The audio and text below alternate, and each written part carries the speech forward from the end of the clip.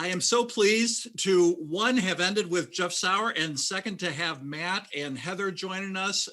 Matt, you have not sent me a bottle of whiskey or anything yet. I'm sure that's coming along with my Super Week keychain. But to everybody from Super Week, this is Fred from Milwaukee signing off. Thanks so much. And Matt, it's all yours, buddy. Matt and Heather, it's all yours.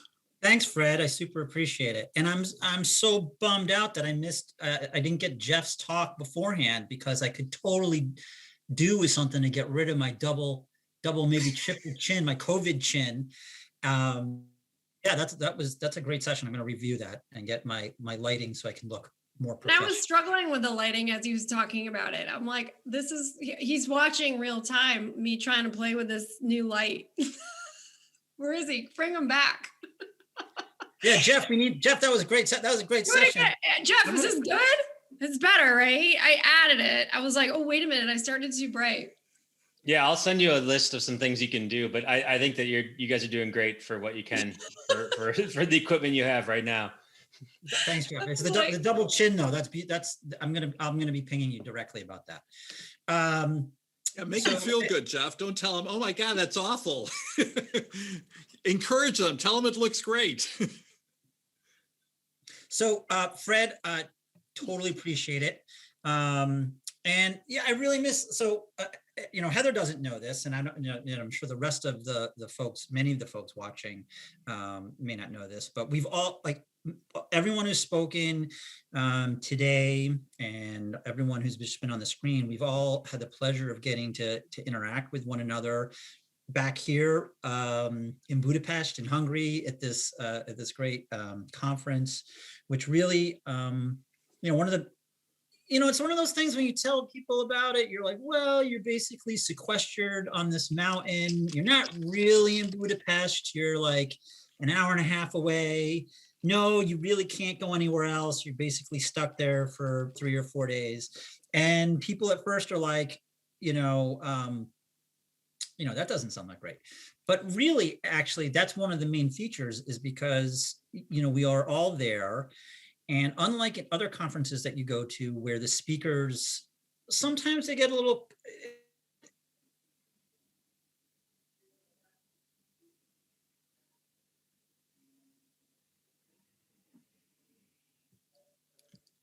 Matt, you're frozen.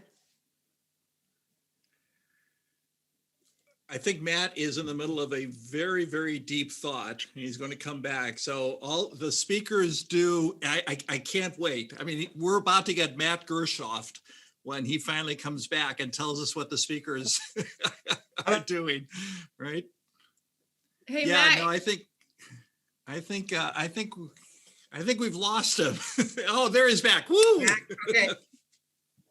Well, what I was saying was just what's so great about Super Week is that, we're all sequestered together. And so we all get to spend time, in a more intimate way, talking about things that are important to one another. So I've gotten to spend a lot of time with Fred and Jeff and a lot of the other speakers. And it's just such a warm and welcoming conference. Mostly, I think, in part because the tone is set by Zoli. And so there's just such a sense of hospitality that I don't think anyone would disagree with me about. And, I'm not normally a gusher about, not the most, rah-rah person, but I think Super Week is a real special place, and it's a real special event. And I'm happy to take part. So Fred, thanks so much. I was just going to quickly give a quick overview before we get to, I think, what the main event is for me, which is to get to talk to Heather, which is like in the next 3 hours, I'll be talking, sort of hosting this section. We're going to first spend some time with Heather Greene, and Heather Greene is the CEO of Milam and Greene, a Texas-based distillery whiskey company. We're going to talk about whiskey. And Heather's going to give us an overview about what whiskey is, how it's made, how it differs across the globe, and the special things they're doing over at Milam and Greene. And then we're going to jet from Austin over to Atlanta, Georgia, where I guess Jim Gordon is going to be grilling meat while discussing grilling, analytics, and cigars and beer. And then we're going to take about a 30-minute break or so. We're going to review some photos and some of the sounds of Super Weeks from 2020. And that might be a good time to also grab a little snack or freshen up. And then I'm going to sign off with a talk that I gave in 2020 last year at Super Week called Armed Bandits, Going Beyond A/B Testing. And in that talk, I'm going to give a quick history of the stats behind A/B testing. So that might be interesting. I'm going to walk through the basics of how you do A/B testing.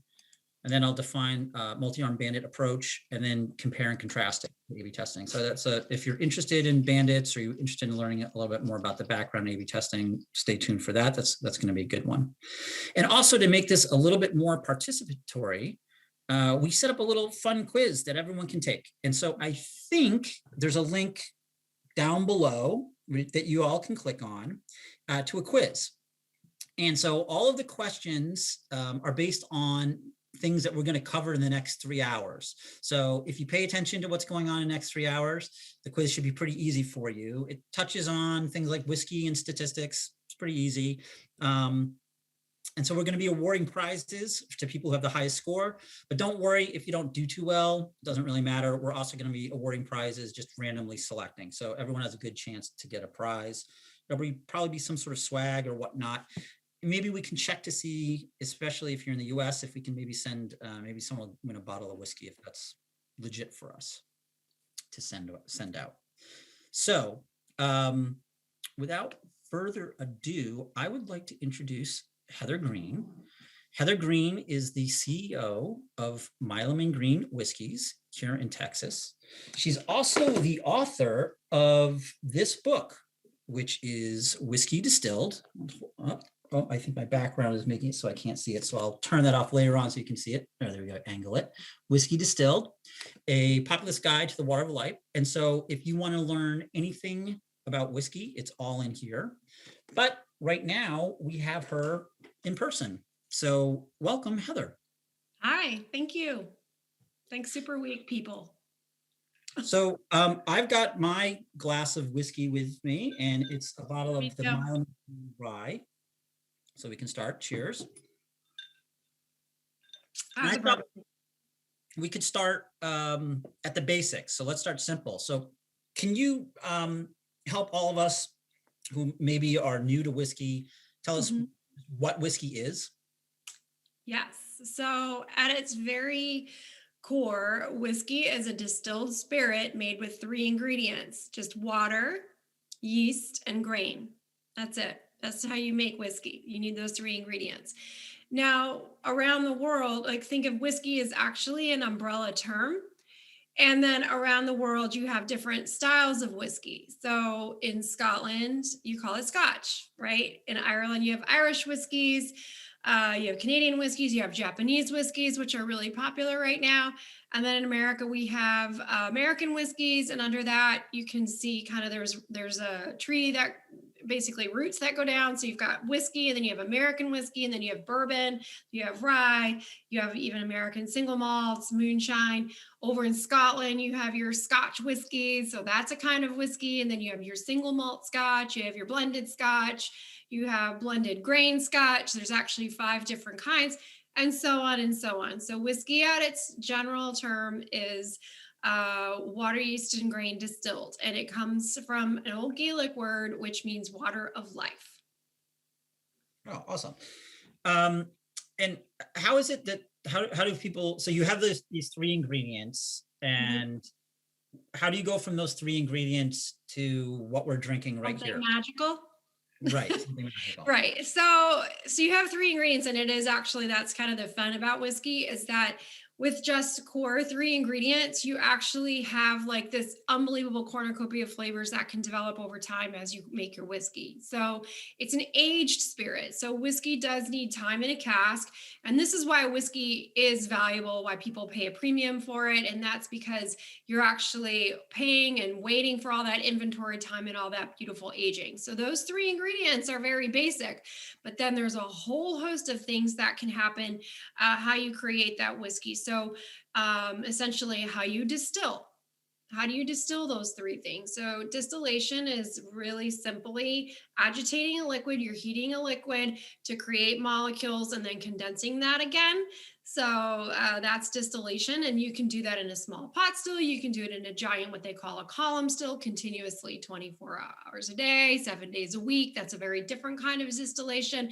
You have different temperatures you're going to tweak your still, because each one of those little molecules has different weights. So you're some of them are going to fly lighter or have a lighter volatilization, heavier, and your distiller is going to do that. Other things that are going to affect your what your whiskey tastes like, the type of grains you use. So are you using corn, are you using rye, are you using malted barley, are you using a combination of those?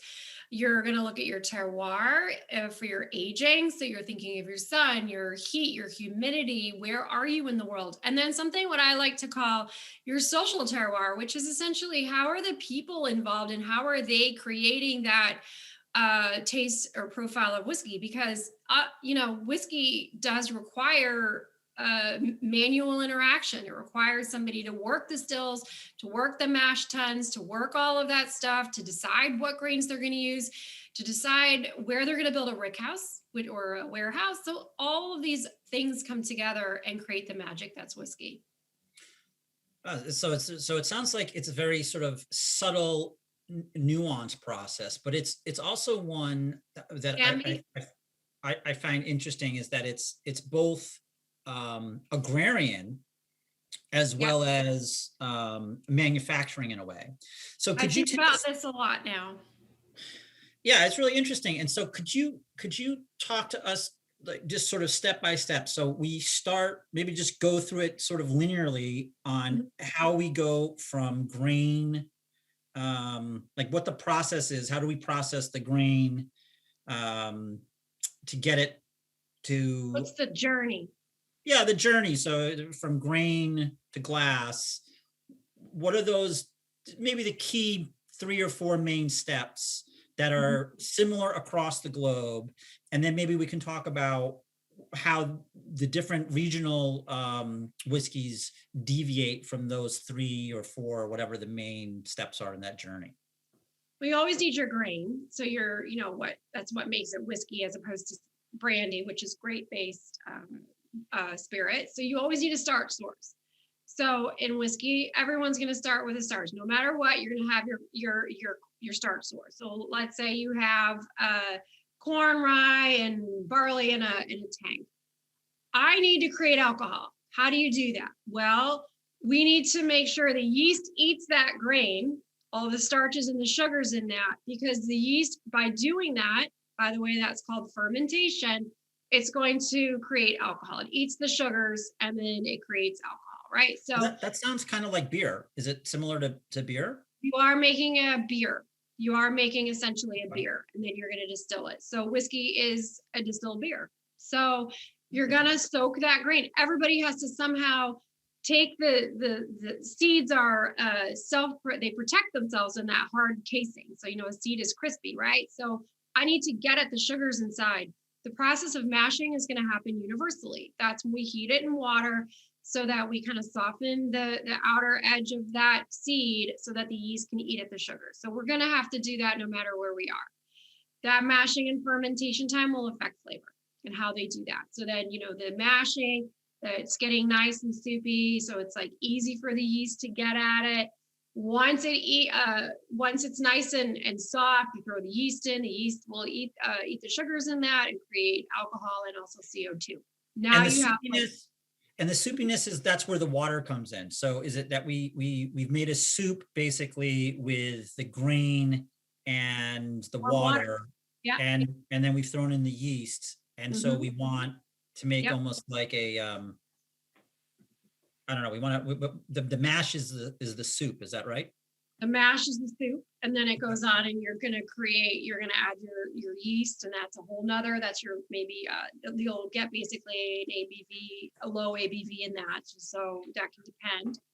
Then you're going to take that low alcohol kind of, you've already mashed it now, fermented. Now you're going to put that in the still. Okay, so that's the beer. That soupy stuff after it's done is basically like a beer. Once it's fermented. Okay. is fermented. Yeah. So you got the soupy stuff, then you're adding yeast in it, then it's fermentation. Then it does look a little soupy. It bubbles up and boils when it's a lot of interaction, a lot of heat is generated when that yeast feeds off the sugars it's a lot of energy. That kind of eventually dies down when all the sugars already been digested essentially. And that's something that distillers look for. It's like, is how much of that sugar are we actually going to get out of the starch? Different kinds of yeast strains are going to do that. Different yeast strains create different flavors, different mash bill. That is the recipe of grains that you use. That's going to affect flavors. So before it even gets to the still, you've now introduced all sorts of things that can create flavor in a whiskey. Once you have that, once it's fermented, so you've created an alcohol, essentially a beer, low alcohol beer, not low alcohol beer, a beer, then you throw it in the still. Now you're going to start to extract some of those flavors. Once you distill it, you're creating, I'm going like this because that's kind of what I think of when I think of the vapors going up, condensing down. Then you capture that. You capture the heart of that. You don't want all of it. So like the first drips that trickle out of your still, those are called the heads. So people have heard of heads, hearts, and tails. The heads have unwanted flavors. You wait for a little while, then you capture the heart of it. So these are like the great smelly molecules you want. And then during the tails, you strip that off as well. So again, you're introducing another variable there, a human element, which is when does that person capture the head, heart, or tail? Then from there, it goes into your casking and a whole nother world can happen. And that's when we introduce the elements of wood and terroir into our whiskey over time. So that's the essential process in a nutshell. You've got your mashing, you got your fermentation, distillation, and then your casking. And the casking is sort of like the aging. When I think about wine and the wine sitting in a cask, that's sort of a similar process that we're talking about here with whiskey, or is that a different? It's different. So wine actually, whiskey ages. We're looking at whiskey in a barrel. Whiskey really ages in a barrel, and its age will tell you how long it's been in that cask, or that age statement is going to tell you the youngest year that you'll find in that bottle. Wine can actually age over time in a bottle and can develop flavor in a bottle. So really, whiskey is very different that way. Oh, interesting. Okay, and so those are like the main processes that everyone has to do to make whiskey. And I thought that was interesting. Where so it's the grain source that would make it whiskey. But if I were to start with a wine, then I have a brandy. And so that's interesting. Where knowing what whiskey is also sort of tells us what brandy is. They're sort of analogous, except one is beer and the other is wine. And that's sort of interesting. And that seems like that would also be part of sort of the culture where, we think of, or at least I think of, and you can correct me if I'm wrong, I sort of think about whiskey as being sort of originally from the UK or in Scotland, which is more of a beer drinking culture. At least I think that's the case. And where I think of brandy, I think of the continent, and I think of France particularly, and that's more of a wine drinking culture. And it's interesting, they both have analogous distilled spirits in a way, which are somewhat similar, but maybe that's not correct. Is there anything to that?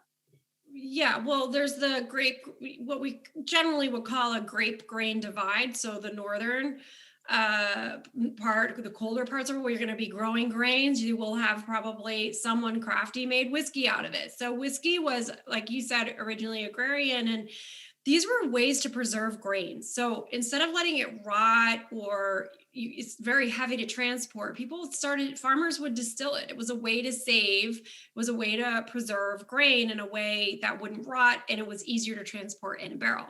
So you would find a lot of excess grains being created into whiskey. Now, south of where you have warmer climates, you're having your grapes. Then you're creating what we call brandy. Probably France is the most famous for that. You have Cognac and Armagnac in the southern part of France, where we really see that really thrive and shine. A lot of that, again, when we talk about with distilled spirits, we're really talking about the human interaction. I mean, there was a lot of trade happening in Cognac. We know that from the Netherlands all the way down there. Like there's just a history of travel between those two places, which Cognac has rivers around it. It really thrived. Just south of Cognac is Armagnac. You don't see it as, it didn't thrive as much as Cognac did, just because it wasn't easy to get to.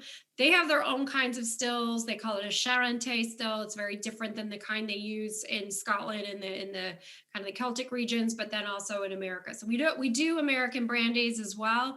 But I think whiskey kind of really took off in America in a way that brandy didn't.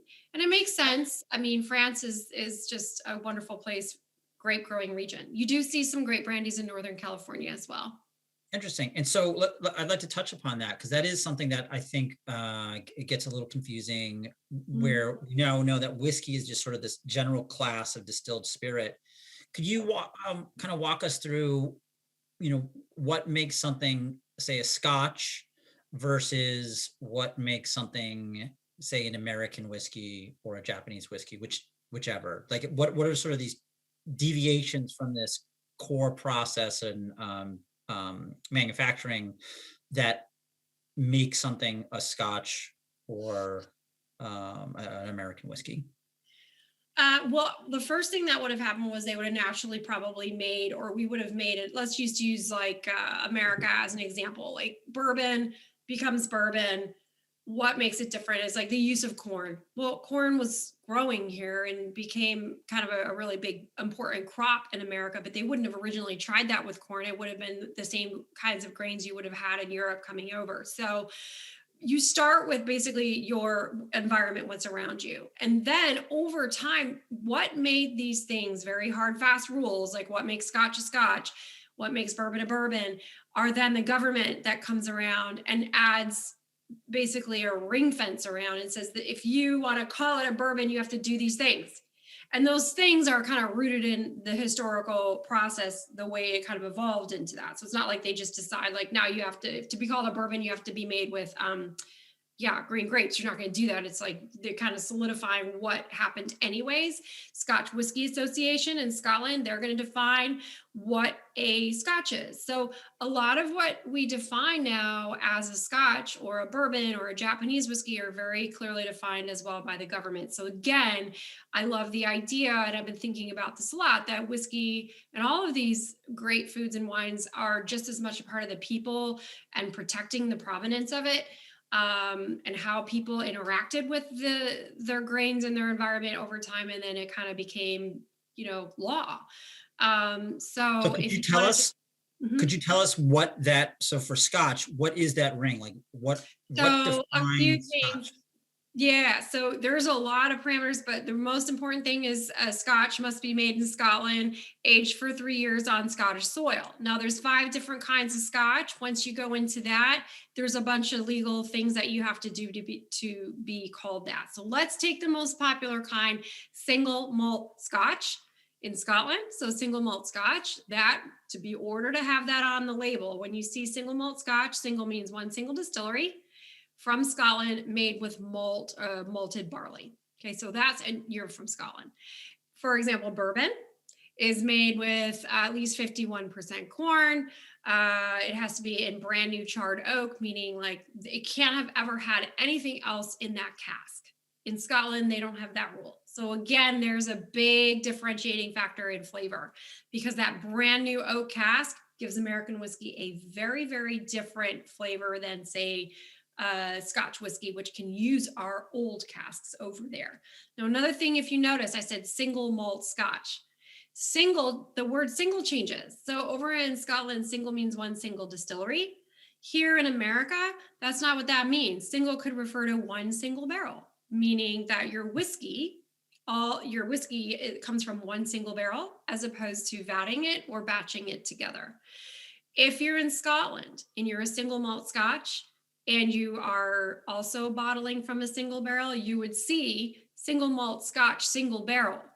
right? So it gets a little bit tricky in there. And again, my book will address all those kinds of things. So in general, those are kind of the big differences between, I'd say, Scotland and Japanese whiskey. So the Japanese learned their trade from well, over 100 years ago now, but in Scotland. So you're going to see a lot of world whiskeys outside of America. All the other kinds of whiskeys really kind of copy or emulate the production that they learned in Scotland. America, what makes it very different here is the use of that new oak cask, because it is a huge amount of flavor very quickly, and it ages a lot faster. Interesting. So one of the things, I mean, one of the things I find absolutely fascinating, and I feel like there's overlap here with like a lot of the folks who are probably watching right now, that, you know, they're experiencers in analytics and sort of decomposing a process or, you know, an idea into its component parts is really what analytics is. We're kind of breaking something up so that we can understand the sort of the most primitive components of it. And then once we've done that, we can build something back up from it. And, you know, one of the, you know, the techniques that we use is experimentation. And so, you know, we use something called A/B testing, which is really just experimentation when we have one factor we're intervening in the process. So let's say for us, it's usually like, say it's like a website or a product, and we want to change. We think maybe the customers will be responsive to some sort of change. They'll prefer the product or the experience better. It'll be better for them. And so they'll be more inclined to engage with it. And so, but we don't know. And so we want to try it out to see, we have some sort of theory, and then we want to see what the marginal efficacy is. And we might use something like A/B testing. Or, you know, we have several things that we need to change at once. So we have different factors. So maybe we're changing the look of something, and maybe the price, and maybe the offer. And that's something where we're doing, you know, what we call multivariate or factorial design, and using something called analysis of variance. And this is what I find fascinating about whiskey, is because, you know, analysis of variance comes from Ronald Fisher, who was he wasn't exactly an agricultural economist, but he was using that to see what the effect was going to be on different plots of land for farming, for agriculture, to see different levels of rainfall, different levels of fertilizer, different temperatures, different effects, to see what gave the highest yield.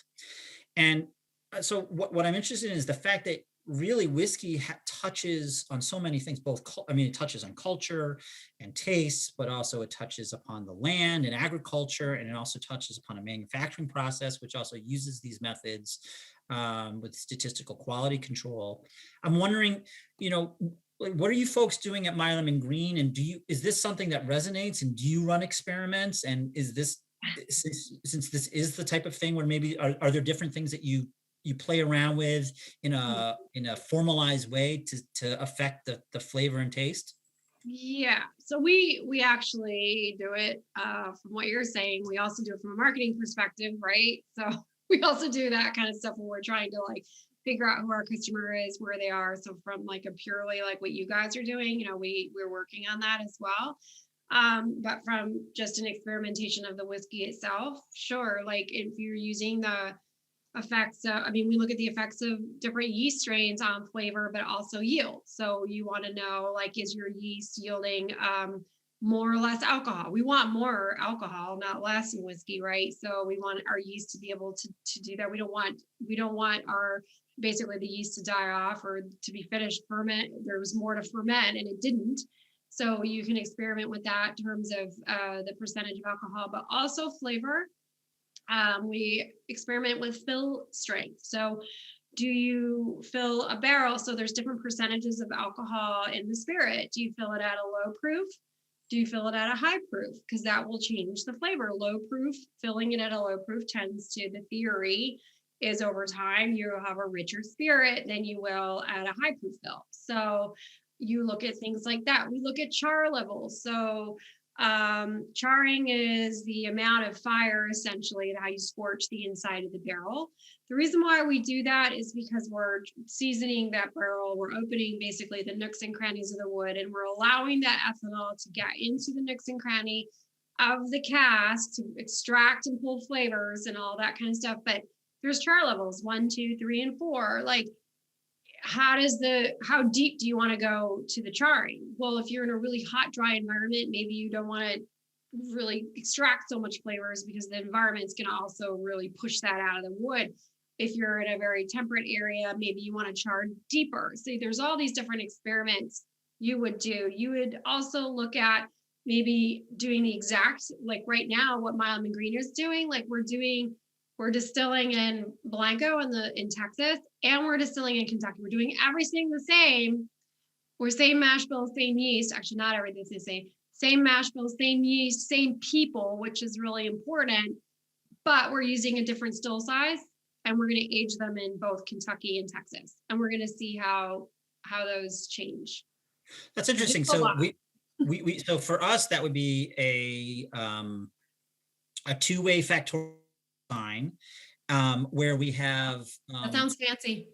yeah, but that's what you're doing. And so that's what I find fascinating is that you folks are doing these sort of factorial designs where you're having controls for both the location as well as the char level, I guess, and maybe you're also the alcohol level when you fill it in. I'm not sure, but you're changing multiple things at the same time, and you have 2 dimensions in which you're trying to evaluate the efficacy, which is both, I guess, the taste, but then also the yield.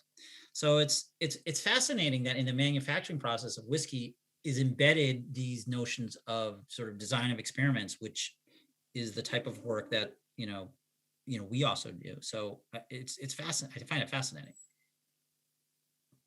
Well, we could maybe do some work together then. Maybe you guys could all put the charts. What is there, like some charts that go along with it? Yeah, we could. The charts is the easy part. It's the work that you folks do is the hard part.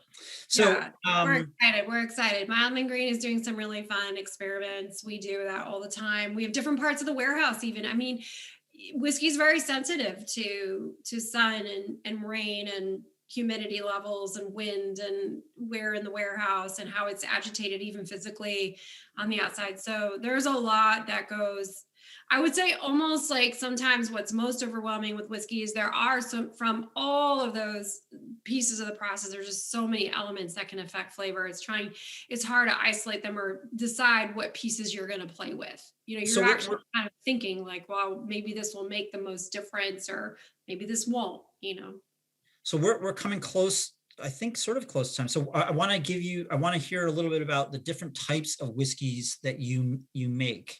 And while that's happening, I've got to grab the dog, they're chirping. So tell us all about the types of whiskeys that you folks are making over at Milam and Greene. So there are a couple, again, talking about experimentation, talking about how we play with different kinds of whiskeys. So playing with the terroir versus playing with 100% control over the process, different aging and things like that. These are the things that we're doing at Milam and Greene. So for example, we have a whiskey where we are 100% grain to glass. So that we're doing everything on site in our small town in Blanco, which is in the hill country in the middle of Texas. So we do, for example, we do our mashing, we do our fermenting, we do our distillation, we do our aging, our cuts, meaning the head, hearts, and tails. We do our aging, we do every single part of the process in Blanco.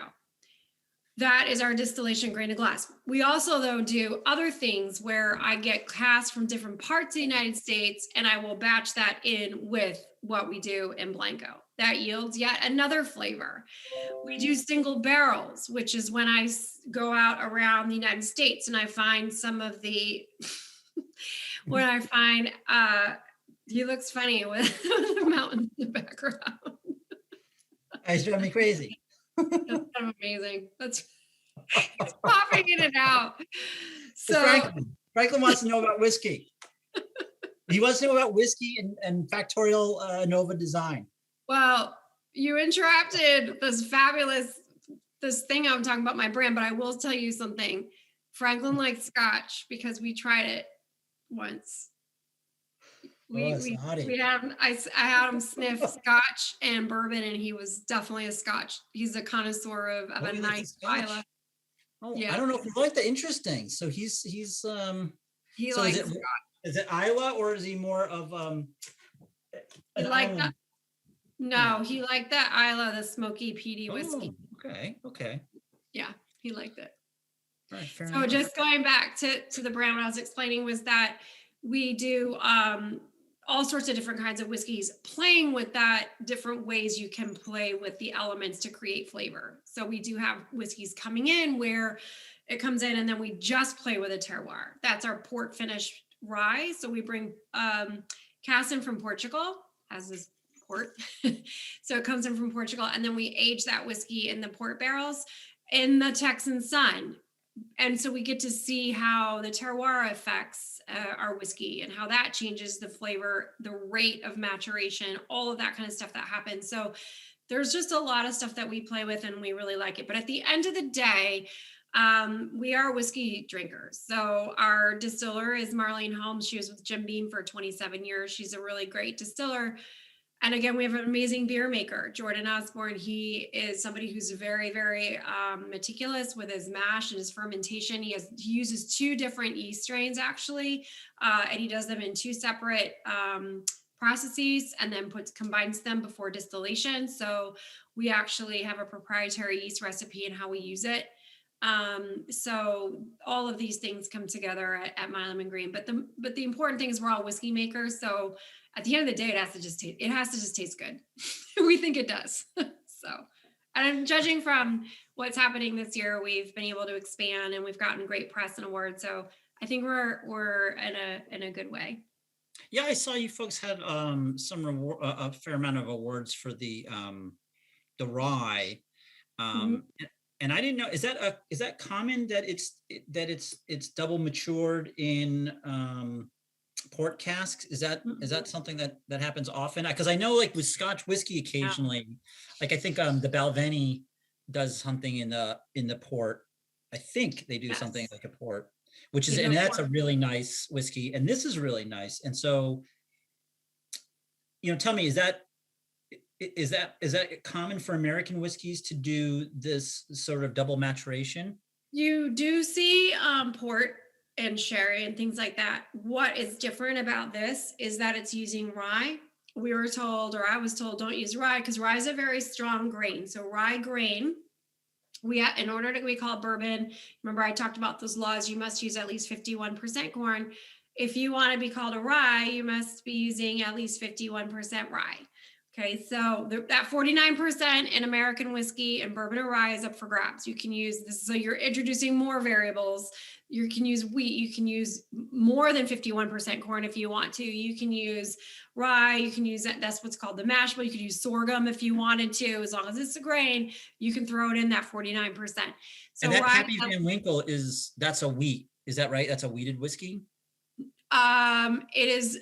No, it's not a wheat, it's a wheated bourbon. So that means that it's using at least 51% corn. Okay. But in that 49%, they're going to use a little bit higher percentage of wheat.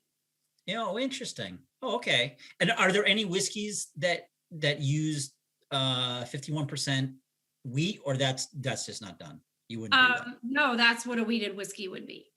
So you have wheated whiskey, wheated American whiskey, like you'd say it's a wheated whiskey, but Pappy's a wheated bourbon, a high wheat bourbon. You can also have a high rye bourbon, which means that you're at least 51% corn, because you have to be 51% corn, and then a higher percentage of that extra 49% would be rye or wheat. So that's just a term we use, like it's a bourbon, we know it's 51% corn, but if I say it's a high rye bourbon, it's 51% corn and maybe 30% rye. And does a bourbon need to be distilled or matured in Kentucky, or can it be anywhere? It can be anywhere US? in the United States. Yes. In the United States. Okay. That's interesting, because that comes up a lot. It's confusing. Yeah, it is very confusing. So bourbon can be made anywhere in the United States. That was signed into law in 1964, actually, by President Lyndon B. Johnson. who was actually from Texas, interestingly. But Kentucky really, Kentucky really is seen as the kind of the godfather of American bourbon. And that has to do with politics, prohibition, which is the era of the United States where we just shut down drinking altogether. Maybe we should say it's the godmother, if I recall correctly, and I forget the author, but don't women really kind of have been behind the scenes for whiskey, for most of whiskey? Isn't there like a sort of an under discussed history of women with whiskey? Yeah, I think so. I mean, whiskey, look, when we talk about what distillation is, which is heating a liquid to create vapor and then condensing that again, that's something that would have originally been done in the kitchen over a stove. And so women were probably evidence points to women probably being the first distillers. They would have done it in the kitchen. They would have made perfumes. They would have tried to make water potable, embalments, getting people ready for funerals. I know this doesn't sound very nice, but that's where, the history of distillation is really buried, or really kind of deeply entrenched in what would have happened over open fire. And so actually, someone embalmed is probably nicer than someone who wasn't embalmed, actually. So it is, like all things considered, it is making it nicer. Like all that kind of like scents and aromatics and things like that. So yes, women were probably the first distillers. And we don't actually know exactly when that happened or where.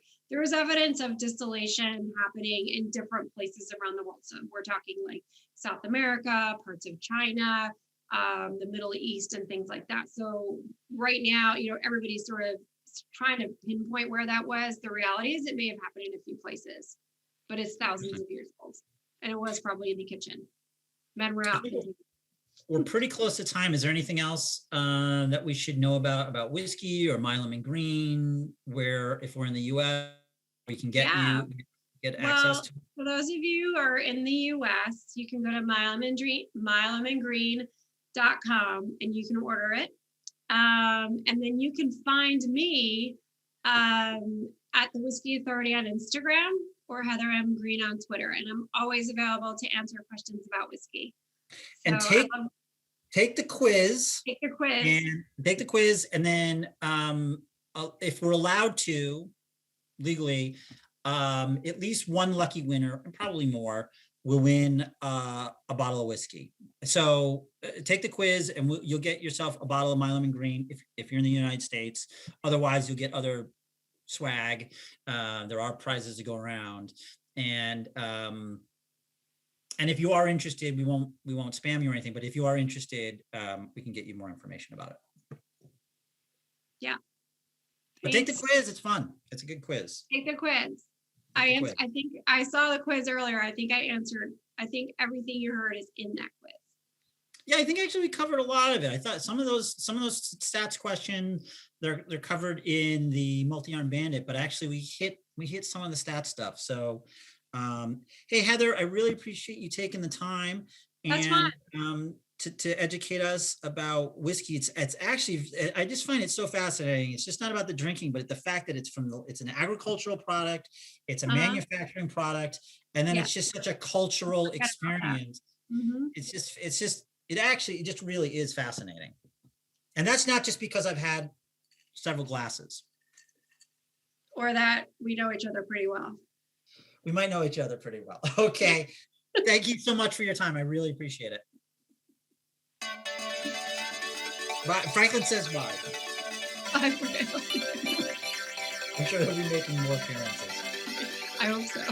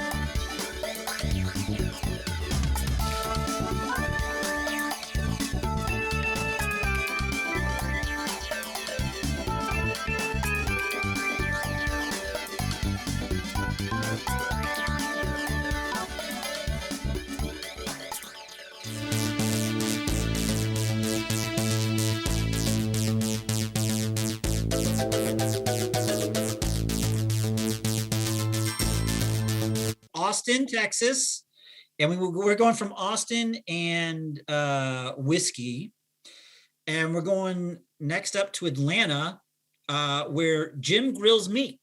I Smoke cigars, drinks right. beer, and talks analytics. Is that right? That's Did I right. get it? What are we well, grilling today? Oh my gosh, what aren't we grilling? So earlier we made guacamole. My lovely wife, she it's too cold for her out here in Atlanta. It's a little bit below freezing, which honestly anything below 60 degrees is way too cold for us. I'm not conditioned for this. I wasn't born, with that kind of second layer and that some folks have up in Matt, what you're probably used to in New York. Now in Austin, you can. Yeah, I don't have it anymore. Now You don't have it. It's been when cold it's like that. 50 Fahrenheit, I'm like, it's freezing. I'm staying inside. Why do you think I'm wearing my hat? I have the Tim Wilson shirt that I wanted to wear out here, but it's short sleeve, so no one would see it. They just see a lot of dots. And I have the Yeshua shirt as well, and there's a bunch of dots. So instead, we're right here. My only swag, I have my Super Week swag, and it's the keychain in my pocket. Oh, represent. Yeah, I got the keychain. Yeah. Yep. Boom, work. the square. Awesome, it's beautiful. So I want to thank this one.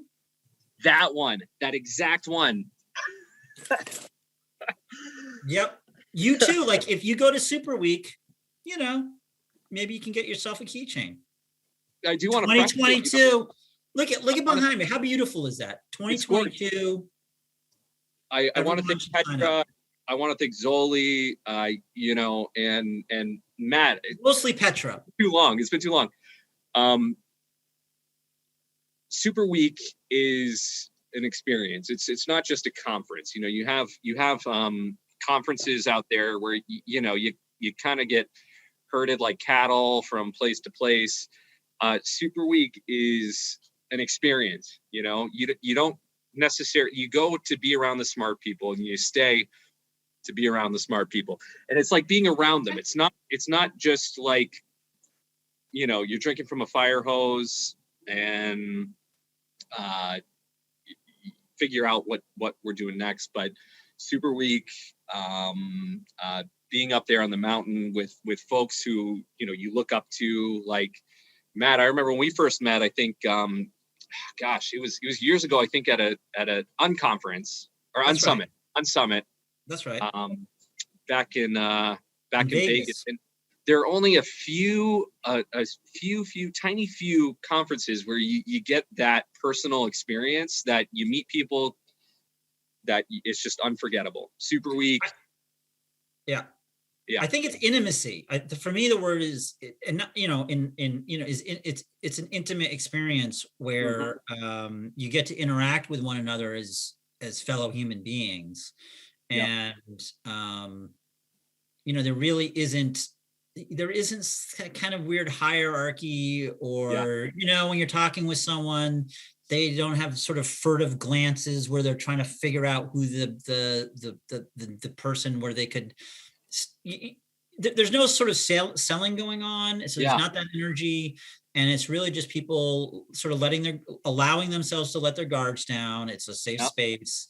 And, you know, it's really the talks are providing sort of the fertile soil for the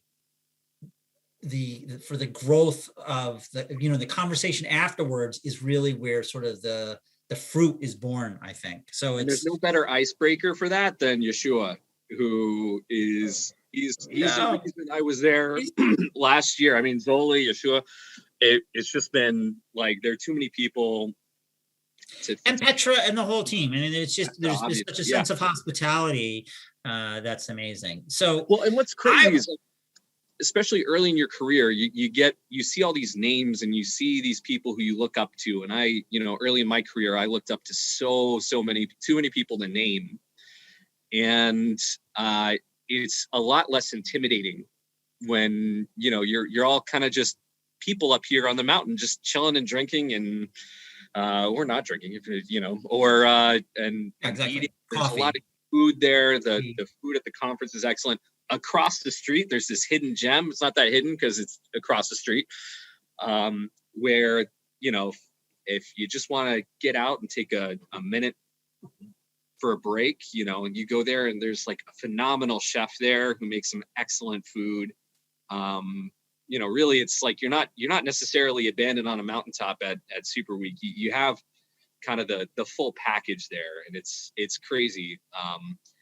And I know we want to get to grilling in a second, but I just wanted to call it out. And Super Week and Unsummit.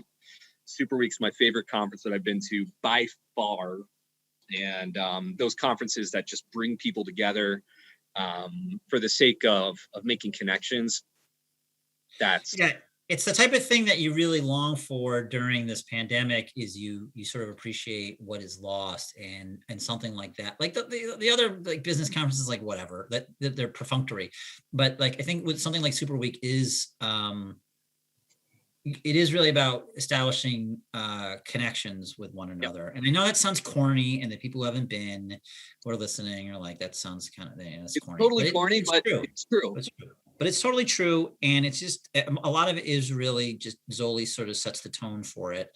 And just the level of hospitality by the entire team is just really amazing. And it's, because let's be honest, it's a pain in the ass to get there. Yeah. Like especially now, like when I went last year, cause I used to live just out, New York. I used to go to JFK, and I was like, I fly to London. There's no direct flights to Hungary from the US. So I would, I'd fly to London. That's easy. That's basically like flying to San Francisco from New York. And then I have to catch a flight, and I'd never be able to get the next one, really. So I'd be in Heathrow forever, but whatever. I mean, so it's like, it's so good that even though it's sort of a pain in the ass, and even last year I had to fly from Austin. So it was like epic to get there. But then there's like people there from Australia. I know, and it's remarkable. There's people there from, Romania, and there's people there from Germany, and there's people there from, Czech Republic, so it's really very interesting to see people from the US, from Western Europe, but also from Eastern Europe. And for us, that perspective we don't normally get here.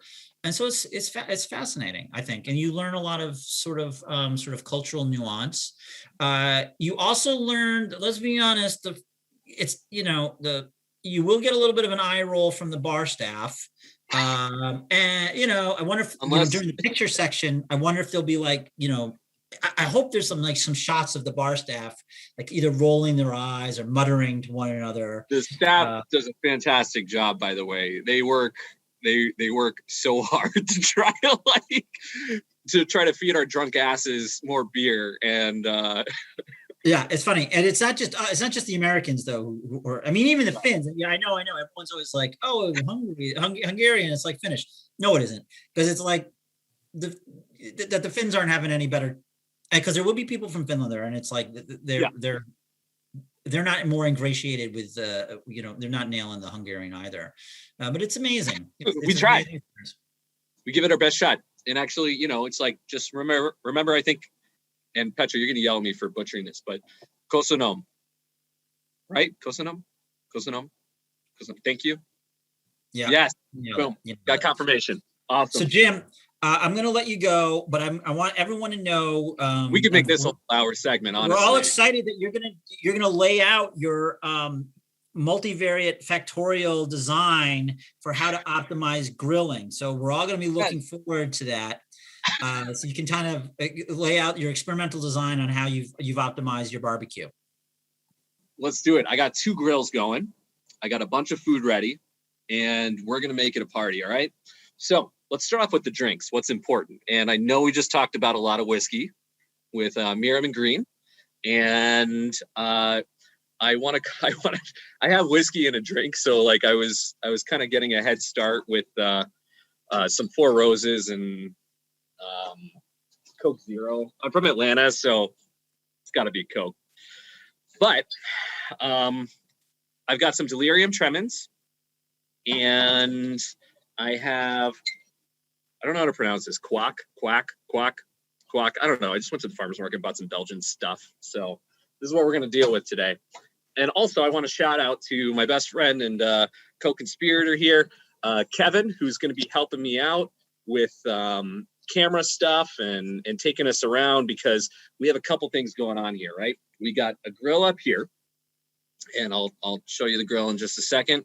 We got a grill downstairs. So right now I'm on my back porch, and we are grilling.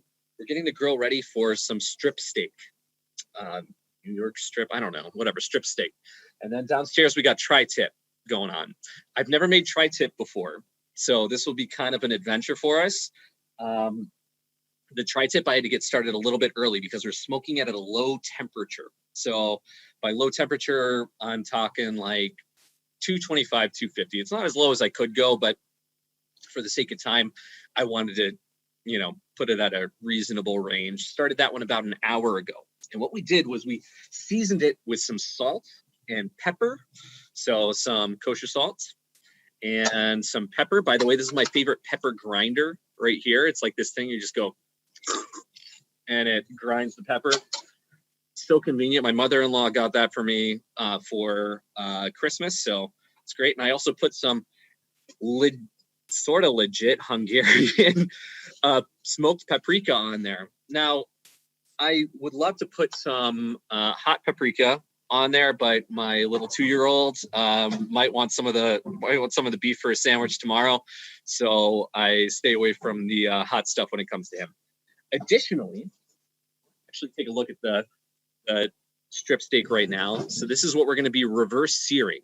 Now, if you're not familiar with reverse searing is the process where you have an indirect side of heat and you have a direct side with heat.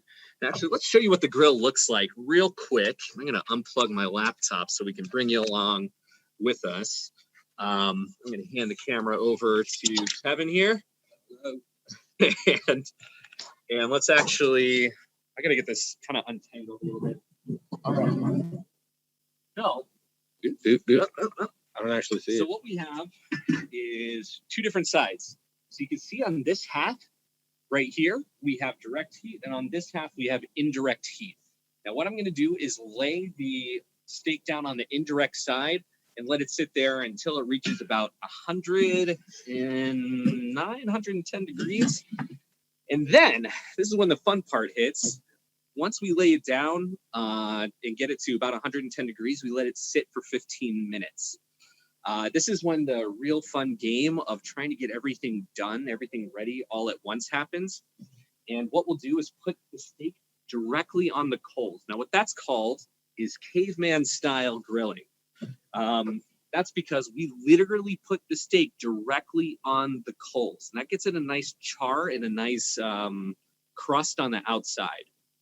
So let's go ahead and get this started. And what I want to do is actually show you all of the tools that I have in this little launch box that I've got right here. And there are so many wires. These are all the thermometers that I have. It's a little ridiculous. It's not all of them, actually. That's just that's a chunk of it. One of my favorites is this Ink Bureau Smart Barbecue Thermometer thing. It has 4 different ports. One of them is for the, what is it called? Bluetooth? No, not Bluetooth. It's like the ambient temperature. And the other 3 are for direct meat temperature measurement. So I can have 4 thermometers going at once. In theory, I can get another one of these thermometer cords that are all tangled up in my box to go in there. But honestly, all we need is just the one to measure the temp. So what I'm going to do is plug this guy in, and we're going to stick this bad boy into the meat. Let's hope that the battery is still okay on here. If it's not, that's okay. I have like 5 different thermometers still. So if you're new to grilling, just beeped at me. If you're new to grilling, a few of the most important tools that you have are your. It might be out of batteries. That's okay. A few of the most important tools that you have that you want to keep track of. Number 1, thermometers. Thermometer battery. Fortunately, I have a lot of backups. I'm going to use this backup here, which is my Ready Check thermometer. This is a Bluetooth thermometer that hooks into a monitor right here. So I can plug this guy in and watch it from, anywhere in the house. This one's also Bluetooth and powered by an app. I also have a meter plus. The meter is good, but I'm running into some issues with it charging. So when you are first starting with grilling, I recommend getting a good thermometer. Any of these are really pretty good. Also an instant read thermometer. Instant read thermometers are some of my favorites because you just sit there, you put the thermometer into the meat, and you get the temperature in less than a second. So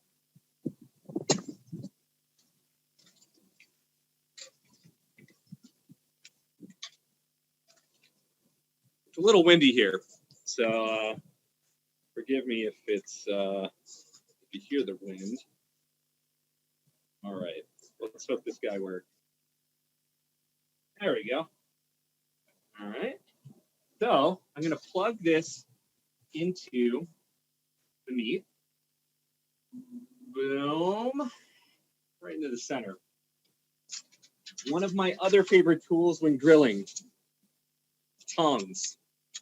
Get you if you want to get into grilling, get a few sets of tongs. I use tongs for everything. Some people might disagree. A lot of folks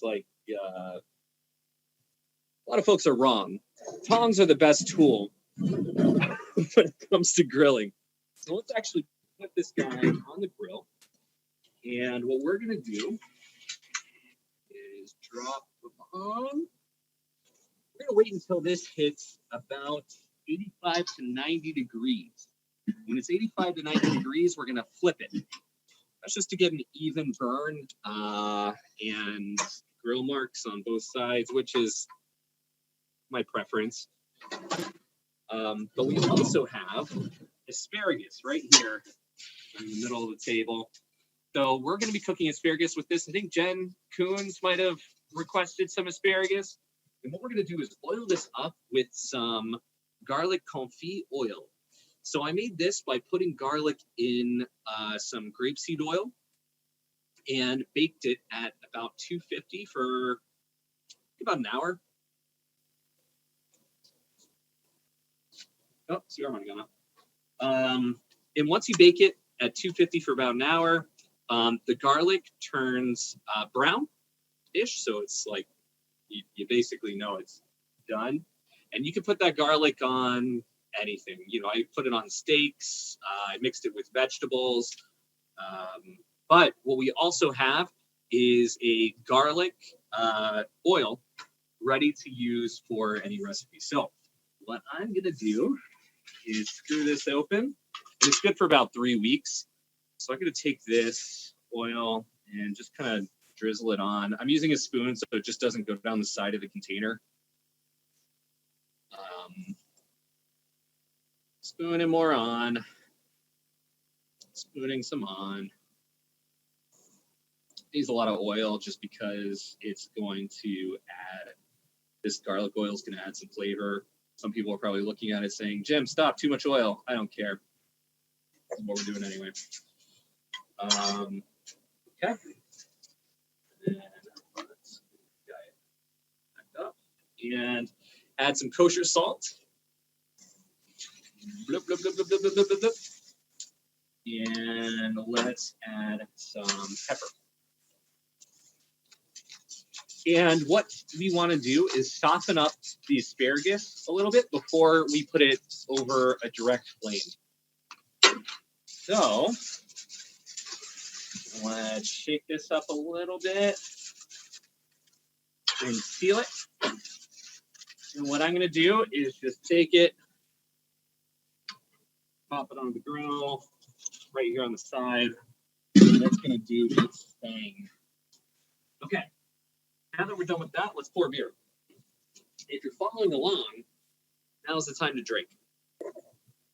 So thank you, everyone who's here this late. I know it's maybe for West Coast, it's about 5:30 or so. But here on the East Coast, it's getting close to 9. I'm going to pop up this Delirium Tremens. And we're going to go get started. Boom. So what's interesting with cooking is I know a lot of folks, and I probably butchered that for whatever. Haters gonna hate. Don't zoom in on my door. You're gonna tempt me. I'll figure it out. All right, don't look at this. So what's interesting with cooking, I talk to a lot of people and they're like, wow, Jim, you know, you make some good food. And honestly, now it tastes pretty good. But for the first like 3 or 4 years, it was garbage. And I remember this one time I was in Nashville with some friends and they had heard that I was into grilling. And by into grilling, you know, what I mean is like I grilled a few times. They were like, let's just buy Jim a bunch of ground beef and you can grill hamburgers for everyone. I was like, well, that sounds easy enough. Turns out it wasn't. We got this ground beef and I packed it into patties and I threw it onto the grill and left it on there to what I thought was long enough. It was somebody else's grill, which is the first red flag, you know, when you're first starting out. I popped it onto the grill. They shriveled up into tiny pucks and the inside was raw and the outside was charred. So ever since then, I swore that would never happen again. And just started grilling constantly. And every weekend I can, especially when college football comes around, which go Tigers, Clemson Tigers, by the way. No other Tigers are real. The other Tiger mascots are fake. But during college football season, we do a lot of grilling, and every weekend we make, steaks, lamb, chicken, wings, Barbecue of all kinds, all sorts of stuff. But let's take a look at that tri-tip downstairs. So we're gonna go on a little adventure. You may want to turn the light on in my head. Oh yeah, I gotta turn my lighting on. Oh, there we go. All right.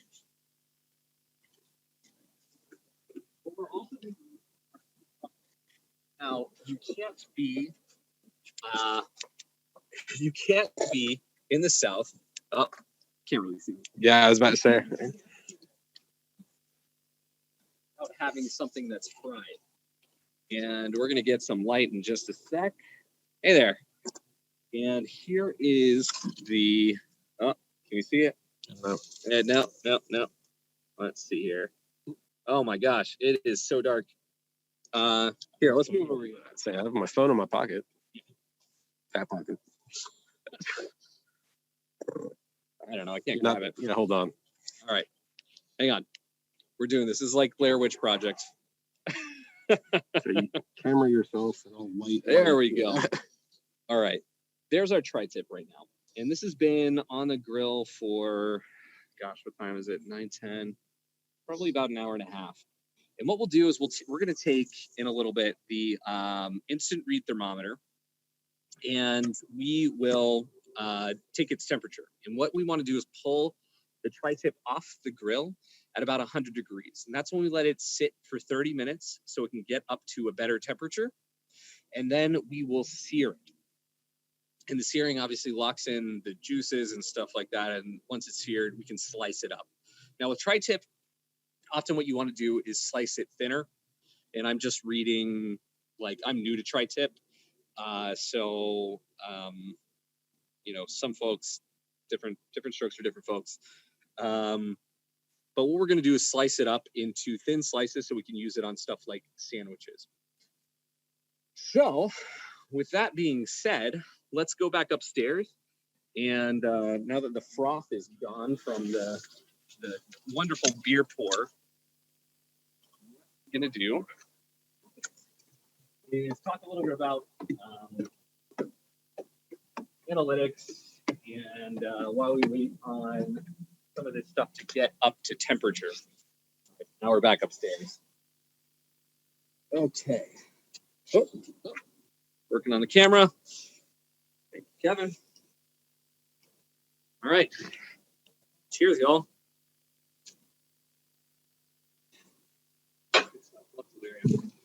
So now we sit. I'm gonna move the laptop back to staging position. A little bit about. Let's get the camera in place. I don't have like a perfect system set up for following me around live while I grill. And what we're gonna do is take a look at the temperature. The inside of that meat is getting up around 70. We're at 68 degrees right now. It should only be another 5 or so minutes before we can before we want to flip it. So I hope everyone's having a fantastic evening / day / early morning if you are calling in from Europe, I guess. What I kind of want to talk about is gosh, there's a lot of stuff. I have a lot of half-written blog posts right now, and one that I want to get out before next year's Super Week is in less than 15 minutes, Petra. We're going to be we're going to be cutting it a little close, but that's okay. We'll see what happens. Sorry. So what we're doing is what I've written out so far was a little bit of a guide once you get to Galya in Hungary. And I think there's a right way to experience something like Super Week and a wrong way to experience something like Super Week. And the right way in my mind isn't just to listen to people speak. It's to kind of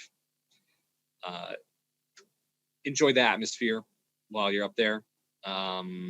So literally and figuratively. So like someone for me close to sea level, it's literally, figuratively for folks who might be coming from like Bogota, who are already up 6,000 feet above sea level. So,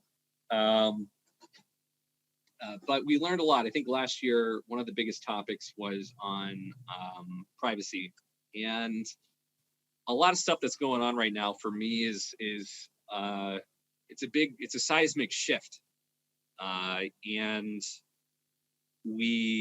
by seismic shift, what I mean is there's always a lot of stuff going on in our industry. There's always a lot of changes.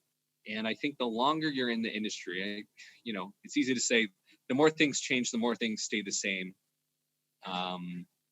But what we're looking at is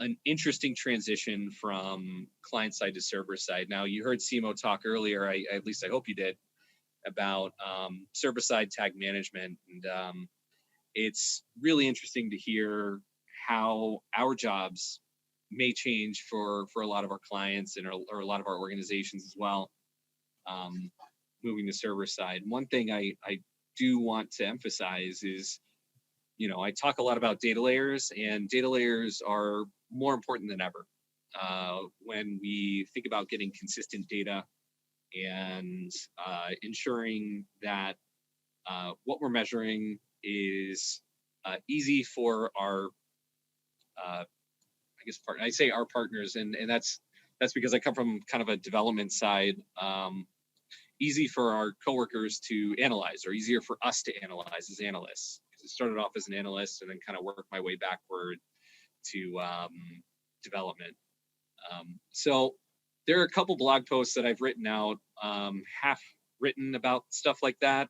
And like cooking, stuff like this, over time, what is important with it will become clear to you. So what's important with changes in privacy eventually will become a lot clearer to you. Maybe it is server side, maybe it's not. But for me, it's like, well, I'm just going to wait it out for now and see what comes out of it, and adjust accordingly. Now let's take a look at that temperature that we've got on the grill. And I'm not one for smooth transitions from topic to topic, so let's go ahead and take a look and see what temperature we've got. So we're at about 82 degrees right now. And what we're going to do is go ahead and flip that steak, because it's going to quickly go from 82 degrees Fahrenheit. I can't do the live conversion to Celsius. And flip this guy. Boom. We're looking good.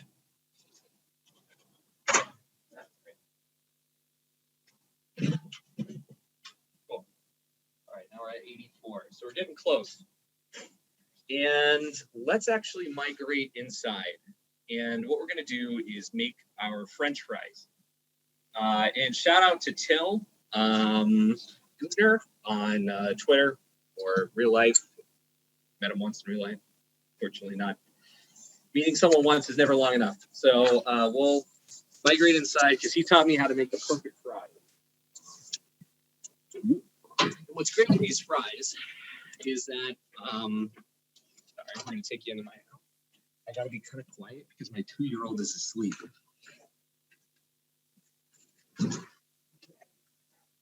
Pardon the mess. I made a total wreck of the kitchen while prepping for this. So we have our fries right here. These are fries that are not done yet. What I did was cut up the potatoes into little slices about this big and fry them in this deep fryer right here for about 5 or 6 minutes. But before doing that, I put them in a pan and heated them up at 170 degrees Fahrenheit for about 15 minutes. And after the 15 minutes, you take it out, dry it off, put it in the fryer at a cool temperature at about 325 degrees for that oil. I'm using canola oil. And you take it out, turn the fryer up to about 375 Fahrenheit, and then you fry it for whatever the rest of the time is. And I say whatever the rest of the time is because I just wait until they look brown. So what we're going to do is take our basket and load the fries into the basket. Real thrilling stuff. Oh, there's our guacamole that we made earlier. We have a little wrapper over it. My wife made some of the best guacamole. And we'll drop it. We're going to go ahead and drop these fries into the deep fryer. Boom. You might not be able to hear it sizzle, but it's a nice little sizzle right there. Oh, look at that. Okay. So we're gonna let this go for about 4 or 5 minutes. Now, during this time, the fries are gonna brown, and it's gonna taste like the most perfect fries you've ever eaten. Maybe not the most perfect fries, but but really good, really good fries. Not the good fries. Very good fries. And once we take them out, once they're golden brown, we sprinkle them with kosher salt. I put a little pepper on it, and we're good to go. I like to have fries sometimes with steak because it counterbalances the heaviness of the steak with the heaviness of French fries. So we'll give this a few minutes. I like to wait around because it's oil, and I don't take chances with oil. And is this loud enough? I hope it's loud enough because I can't get too much louder with my kid upstairs. I can put it next to your face if you want. Nah, you don't have to put it next to my face. That's all right. So what you can do when you're deep frying your fries, if you have a pan, you don't have to have a deep fryer. You can just put the oil into any pan. Make sure it is the right temperature. And the way that you do that is by using one of my favorite kitchen tools, which is the instant read thermometer. So this one is a Kaizen. I think it's Kaizen instant read thermometer. Whoop. And it has a little light. So when you're doing nighttime cooks, like I sometimes find myself doing, you can actually see it. And I don't have the best lighting out here, obviously. So, work with what we got. So you got to be careful because when you're using a deep fryer, you'll probably get hurt. So I'll lift this off. And let's actually get a close up of what's in here. Not a close up, but so it's already starting to brown a little bit. I'm going to put this back in and give it a little shake because some of the fries kind of float to the top, and put the top back on. Meantime, what I'm going to do is get a bowl out, little round bowl, and I totally put the paper towels outside. That was a tactical error. So I'm going to grab another roll of paper towel.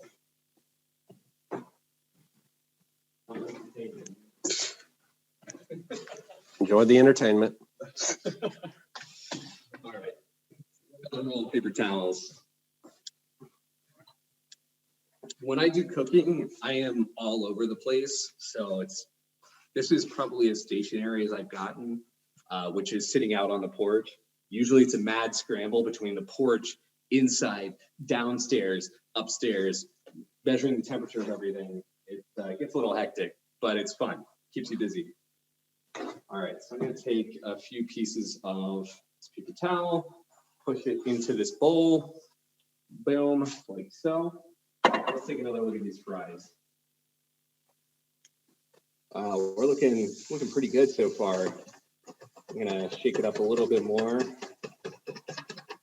What we're probably gonna get after this, since I'm trying to do all this stuff at the same time, is colder fries because it's gonna be outside. We only have a few minutes left, so I do want to make sure that we at least get something out of this. So I'm probably gonna let the steak rest. The steak outside rest for about 5 minutes. We're gonna go check on the temperature of the tri-tip after we let our steak rest. And if the tri-tip is of temperature, which I'm hoping it is, fingers crossed, we'll at least let it sit out before I have to jet. And I'll be posting up pictures of the final results on Twitter. So if you follow @Gymalytics, you'll be able to see the results of the tri-tip. And we will likely get the strip steak done in just enough time to get a nice money shot of cutting that open and seeing the nice interior. So let's take another look at these fries. Browning perfectly. Look at that. Beautiful. My southern ancestors would be proud. It's interesting. My parents, I love my parents, but they were never like as passionate about cooking as I am. So a lot of this stuff I've had to kind of just pick up on my own, and I still obviously learn how to bake some things and cook inside. But when it comes to grilling and frying, we didn't really do that when I was little. I mean, we did a little bit, but not a whole lot. So this is all stuff that like I've kind of picked up over time. You just have to learn how to ask the right questions. It's like when coding, you have to know what to Google. All right, these fries are about done, I think. All right, let's go ahead and pour these bad boys out into the bowl. Now that that's done, I'm gonna turn this guy off and unplug it. Always unplug your fryer. There are these lovely fries, and they'll crisp up in a second. Let's go right back outside.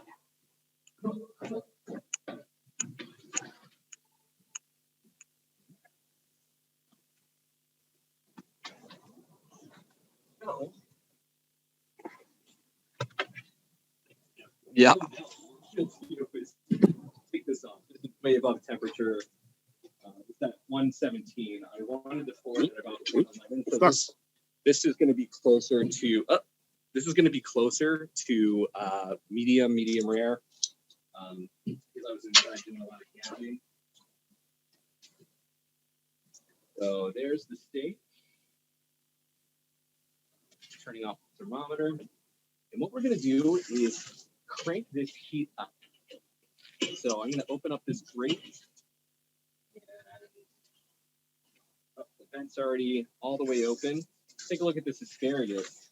Oh, that looks good. And it's not too floppy yet, so it's probably the right amount of time that we've had it on the grill to just kind of lay it out. And I'm just going to lay this directly on the grill grate to get a little bit of heat. And after this, what we're going to do is stick it directly over the fire once we've seared this strip steak. So hopefully I have about 4 or 5 minutes before I can. Usually I like to let the strip steak, like a steak, sit for about 10 minutes. Because of time constraints, I can't do that, but that's okay. It's still going to be very good. We're going to let it sit for about 4 minutes, 4 or 5 minutes, and then drop it directly on the coals. Let's quickly. Ooh, I got to get my instant read thermometer. Just a second.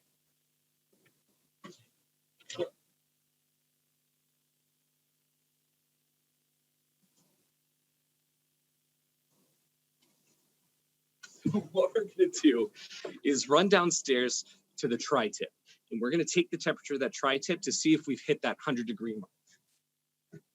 Oh, I'm going to grab the steak plate and my tongs. Don't forget your tongs. Let's run downstairs.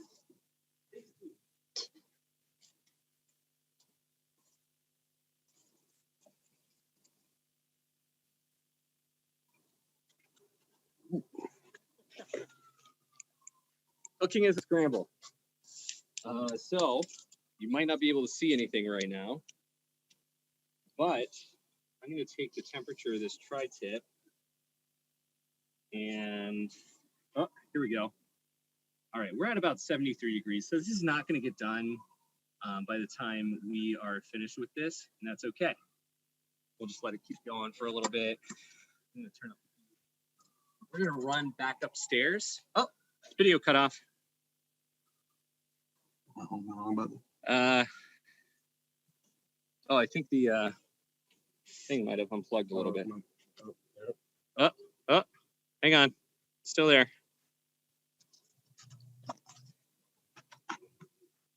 Shoot. All right. We're having some technical difficulties with the video. All right, sweet. We're back. We're not using the nice camera anymore. We're straight up on the laptop.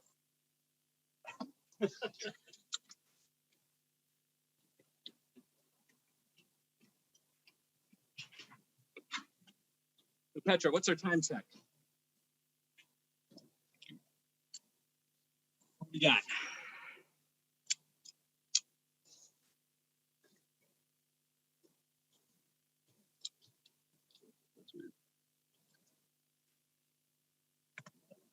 gotten We don't pulled need a this little, anymore. might have gotten pulled a little bit from plants. Cool. So we got another probably like minute or two. So what we're gonna do is put the finishing touches on our fries, and I don't think we're gonna be able to get to plating. But what I do want to show you is the caveman style of searing our strip steak. So let's put the salt on the fries, mix them around. More salt on the fries. Let's give it a shot. Perfect. Okay. So I have like 1 minute left. I'm going to sear this steak. And here's what we're going to do. We're going to take this bad boy. We're just going to drop it right there on the coals. I think so. Yeah. So we'll let it sit there for, let it sit there for a minute or two, probably like 45 seconds, closer to 45 seconds. And what we're doing is we're searing it. And as soon as it's seared, we get to cut into it and eat it. And that'll be the last second of this broadcast, because as always with grilling, I mistime everything. So, oh yeah, there's a lot of smoke going on right now. So we'll give it another couple seconds. And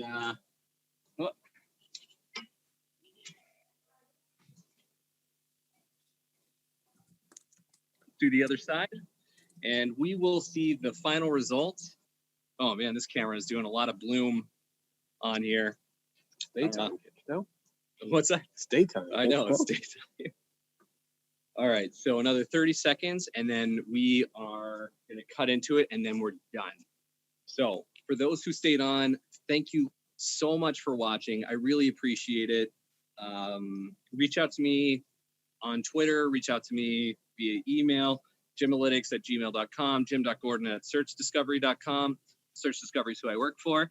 And let's take a look at the results of this guy. All right, screw it. Put this on here. So let's get the steak in the shot, and then we'll cut it open, then we're all done. How are we doing? Good? Yeah, I think we're good. Sorry, I keep looking up because I'm making sure. Okay, this is a medium temperature. Unfortunately, I let this go to 117 degrees. Usually it's more red, but it's pink. So if you like a medium cooked steak, it worked out just fine. Anyway, all right, y'all. I gotta go. Thank you so much for joining us. And yeah, that's what we got. Oh, 8 seconds. Okay.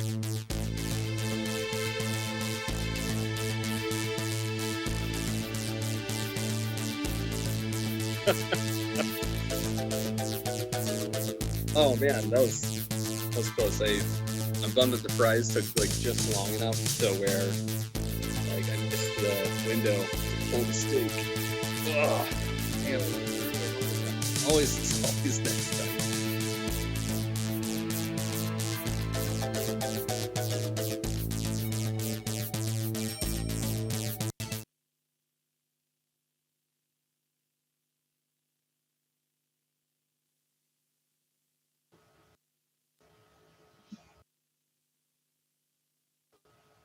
Hey, Raphael.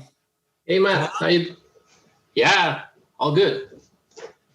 You can hear me? My phone, my mic is on? I can hear you. Good. That's a good thing. That steak looked good. I would have loved to be in there with Jim and, share a steak. I haven't done that in so long. You know Jim? We've met at Super Week last year. Maybe he remembers me, maybe not. Probably not. I mean, you meet so many people at Super Week. It's just crazy. And I have your address, right? You do somewhere, probably in a form, either from the form I filled for your whiskey thing earlier. Okay, so I'll try to send you something, but I can't send you the whiskey, but I'll try to send you. You know, I'm looking into it, and I might find a way to bring it to Montreal. You might get a request somewhere, or your wife's gonna get a request somewhere. Okay, but I'll try to send you a little like it might just be like a T-shirt or something. Don't worry, that's fine. Cheers. Well, Thanks. Something. Oh yeah, cheers. Chin chin. What, do you guys say chin chin? Yeah. Or, Yeah. or is that just the Frenchies? Quebec one.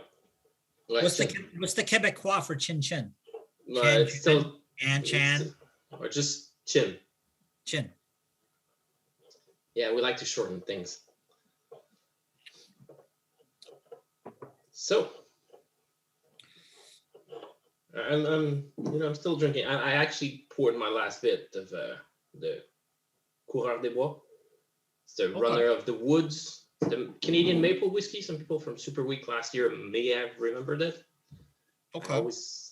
I actually didn't know that there was a spot at Super Week that you can leave your alcohol for everyone to taste. So I always brought it with me in the common place on area. Yeah, that way you also can control. I always bring a few bottles. That's just because my wife is in the business. So, and in fact, that's always the biggest pain in the neck is like getting those, like, I always have to get like a bigger suitcase. And then like really, it takes up a lot of space because like, I wrap them all up and everything, especially when you're taking multiple bottles. I think I took 3 bottles last time. I think one of them I gave away as an award. One of them I put out, I think, to the collective, and then one of them I gave to somebody else who wanted one. So, but yeah, usually I bring 2 or 3 bottles. I got your turtles last year as a prize. What? You brought some turtles, chocolates. Oh yeah, well last year I bought chocolates for gifts too, like during the talk. Yeah, so like I was in the Austin airport and there was all these pecan chocolate things. So I just bought a bunch of those. I once did a talk on entropy. I did a talk on entropy the year before, and the candy I had was Good and Plenty, which are basically licorice. But they're like, I like that because they were like bits. 0 1s. They were kind of like the Good and Plenty is like binary. Nobody likes Good. I mean, most people don't like Good and Plenty. So I was like, oh, you win the Good and Plenty. I was like, that's okay. Hey, I know we have just a few minutes left, but I just want to say to anyone that's watching that, I can't wait for next year so we can all actually grab a drink and chin chin together. Yeah, that'll be nice. That'll be nice. So we can we'll bring a bottle for Petra. Yeah, of course. He has to do all this. She's They're giving us reminding the us. countdown. Cheers. Hi, my name is Raphael Calgaro. I am the owner and only analyst at a small shop that I created about 2.5 years ago called Intelligence Guarana. I am also the co-creator of Measure Camp North America, which took place about a week and a half ago. I also tend to the digital analytics community in Montreal. We're doing the equivalent of Web Analytics Wednesday. It's called the DAM, Digital Analytics Montreal Meetup. And I've been an analyst for 13 years now. We are here in the city of Saint-Bruno, which is my town. We're about 20 minutes east of Montreal, Quebec in Canada. And I'm about to take you up on the walk in the park because today is going to be a really, really awesome day. It actually snowed last night. You can see it's still snowing. So the landscape is somewhat crazy. It's so beautiful. I hope the camera can get that nice little sound here. The river, it's really awesome. It's like minus 11 Celsius for American friends. This park it actually stayed open during the whole pandemic. We're actually very lucky that this stayed open. We are in a night lockdown. It's a curfew. So this place, even look at that. It's peaceful. It's really quiet. It's beautiful.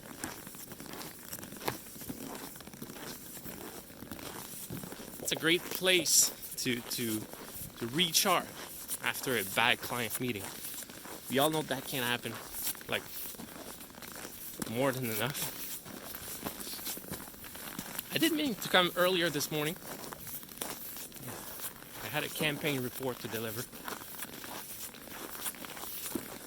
You know, it's one of those, the client didn't really care about knowledge. It was supposed to be a, here boss, this is my work. I did great, this campaign worked plus 2% from last year. Nobody cares if we've made a mistake, if we've learned anything. So, you know, as a consultant, I knew my job was to try to get them to consider learning stuff so that they won't make the same mistakes next year. Trying not to fall here. and you know, I understand my role. I need to ask them to go beyond that, try to understand more about what it is that made or broke that campaign, or actually it's the same for any kind of analysis you might want to do. So I called up the client and told him, you know, I gotta get more value out of this for you. You were originally not interested. So I ended up actually still delivering enough value in the report. But usually what I do is I've got two tricks. For me, this is a new client, so I couldn't do the first one, but I ended up doing the second one. The first one is if you're lucky enough to have a yearly contract with this client, you can actually set up either monthly or bi-weekly meetings. And in these meetings, you just ask them, do you have any campaign, anything you're going to want me to analyze in 3 to 6 months? So when you know their cycle, you can plan ahead.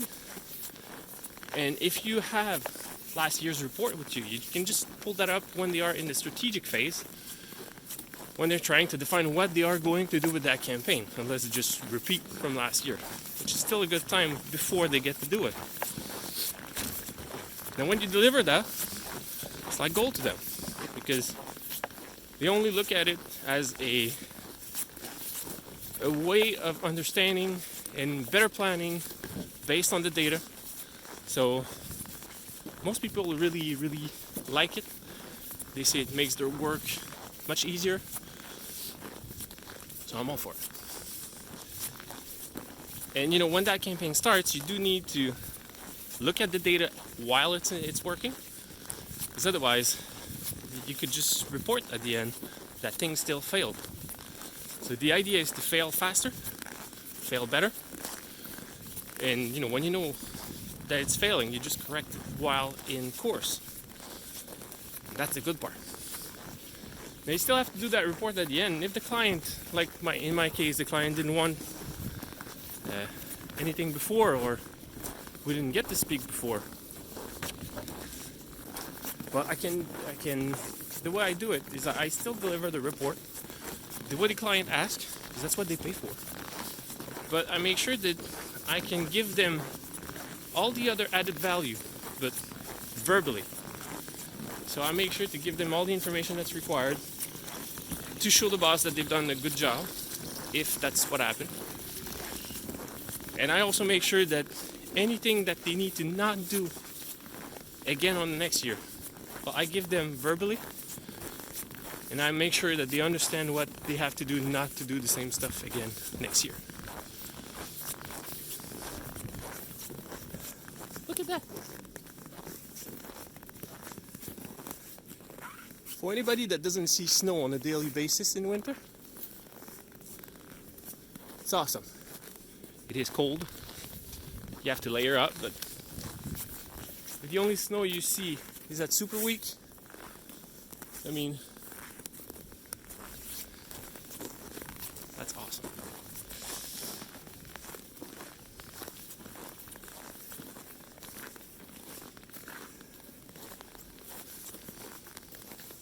So this analysis, I started it about a week ago. I got the request from the client about a week ago. But I had a really bad case of analysis paralysis. If if you've been to Super Week last year, you've heard about it. I don't remember who spoke about it, but I've had a case of bad analysis paralysis about 5 years ago. I used to work in ad agencies, and it lasted about 3 weeks. I tried to make, other things on the side, tagging and all that stuff, but analysis, it just wasn't working.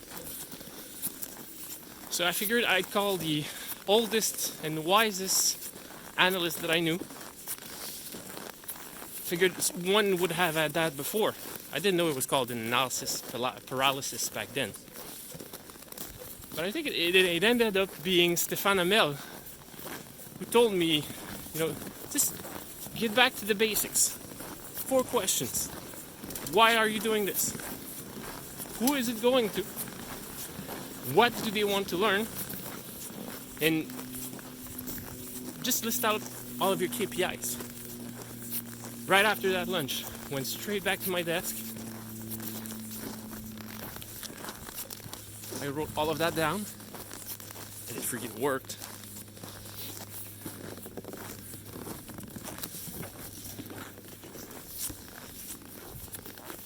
So, yesterday morning, that's what I did. Delivery was this morning. So I had a little bit of a panic monster. If you don't know what it is, go look up the TED Talk, Inside the Mind of a Master Procrastinator. It's really enlightening. That's a good piece of TED Talk. So I panicked. I tried to get my brain to work, and this panic effect, that's what it does. It gets your brain to work back. And I remember that 5 years ago I had the same exact thing. I remember Stéphane's steps. And that's what I did. Why am I doing this report? Who is it going for? What do they want to learn? And just list out the list of all your KPIs. And it started back up. It was like something lit up, and my brain got to work, and analysis was so much easier. Well, actually, it was not easier, it was easy. Once you get all these things together, analysis is easy. Kind of makes me think of how I see an analysis. I try to describe what the process of analysis is to my wife, which is a non-analytical person. And sorry for the short breath. It was a little bit of a slope. And I'm not done. So the idea I've got for describing an analysis is this analogy. I feel like it's as if someone is giving me a dark sphere with a question in it. And what you do is you go to town with it. You just try to get analyzing your data. And at some point, there's some sort of a very small shed of light that comes out of the dark sphere. And then some data connected together with the context and all that stuff, and you understand a small part of it. But then you keep on working, you keep on analyzing, and at some point, there are so many sheds of light that goes out of it, a streak of light that goes out of it, that it suddenly just lit up. And you get that feeling that you understand what's going on. You feel that you understand what it is, this thing that you are trying to analyze. It's a really big high. Now with years, I know that this is not where the analysis finish. It is actually dangerous if you just stop there. You could just go with your own definition of everything. You still need to push forward, try to understand better, try to work against your biases, especially anchoring or confirmation bias. But all in all, I really love that enlightenment part. It's a big high. And yes, I do get high on data. My friend thinks that's crazy, but I know you probably don't. You probably do get the same thing.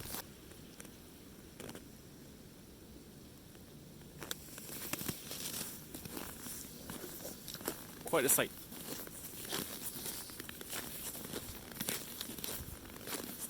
So the analysis I did yesterday, it had a bunch of goals set up. It's not a Google Analytics V4. Still gotta convince the client to migrate. But you know how the goal flow setup in Google Analytics is supposed to be linear? That pisses me off.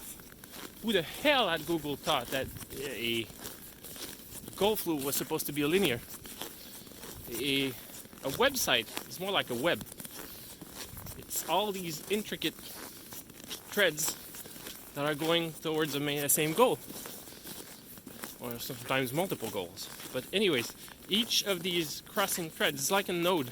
They all have to be optimized towards the same point. And each of them, if you've done your job well, is supposed to be contributing to your main goal or secondary goals. So a linear flow really sucks. Now, if you take e-commerce basket for purchases, and you try to, well, if you add a login in it, it's usually optional. So if you've logged in before, it's not useful after, so that step gets skipped. Now, just that, it breaks it. Your whole analysis or the use of the UI for analysis goes off the window. The only thing you can do is either use sequence segment and try to pass each links one by one. And that is a serious pain. That's really the long road. Or you could use the API to pull each of those segments, but since you can do multiple requests at the same time, you just save a bit of time. So I haven't dug deep enough in GAV4 to know if that's going to be faster, easier. But I know they have path analysis. And that seems to be really out there. That seems to be really a good thing. And that's going to ease up our work, at least in the UI. We're also going to get access to raw level data from BigQuery, so that's cool, and that's going to be also very helpful if you want to pull that data out and analyze it elsewhere.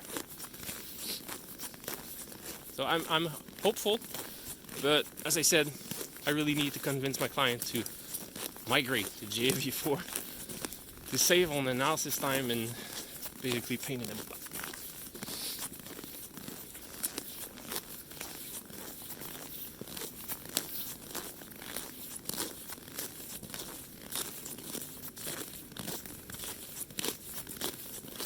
That's really an awesome place to walk.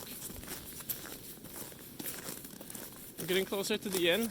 It's a small loop, but as I said, it's enough to recharge, to feel a little bit of the woods coming into you, resourcing, recharging. I hope you liked it. I hope you liked the walk in the park. I also hope that next year we get to meet up at the mountain. If you want to discuss about anything, and it's not next year you can still buy me a beer. I'm always open for a beer. But if you want to catch up with me, I am on Twitter at Raphael Calgaro. I'm also on LinkedIn. It's always better to try to reach me on LinkedIn. Have a good day.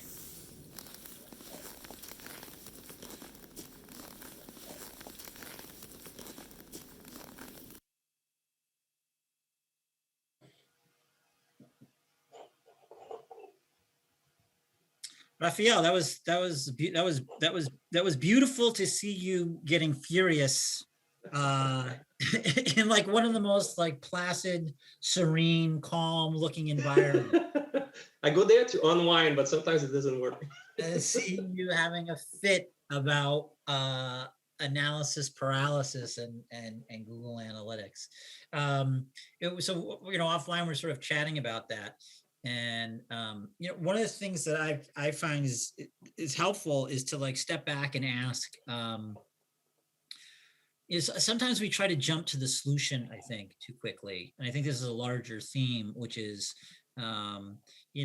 we try to pick a software solution, or we try to pick an analytics approach or technology, which is really sort of a solution to a problem before having spent the time to properly define the problem. And I think most of the work, and actually the time that we should be spending as analysts, is in the problem definition phase, which is, like, what is the objective? And that often is difficult to, that's often underdefined. And in the client or ourselves, often has a difficult time articulating that. And maybe it's the same for all industries. Like if you're like, if you're a designer, or if you're doing interior design or something, I think a lot of times people have the ability to articulate. They have in machine learning, there's like two types of models. There's these what's known as sort of a discriminative model, which is like logistic regression, where we're able to sort of conditionally pick between two classes. And then there's like a generative model, where we first are able to sort of generate the data, and then make selections from there. And I think a lot of times, at least I know how my brain works in certain domains, is that I have a discriminative model for certain types of problems. So like what type of chair do you want? Someone asks you, like, I need a new chair in my house, and it's like, what type of chair? Describe the chair that you would want. I have no capacity for that. I can't generate chairs in my mind and then say what a good one is. Has to have a seat. I only have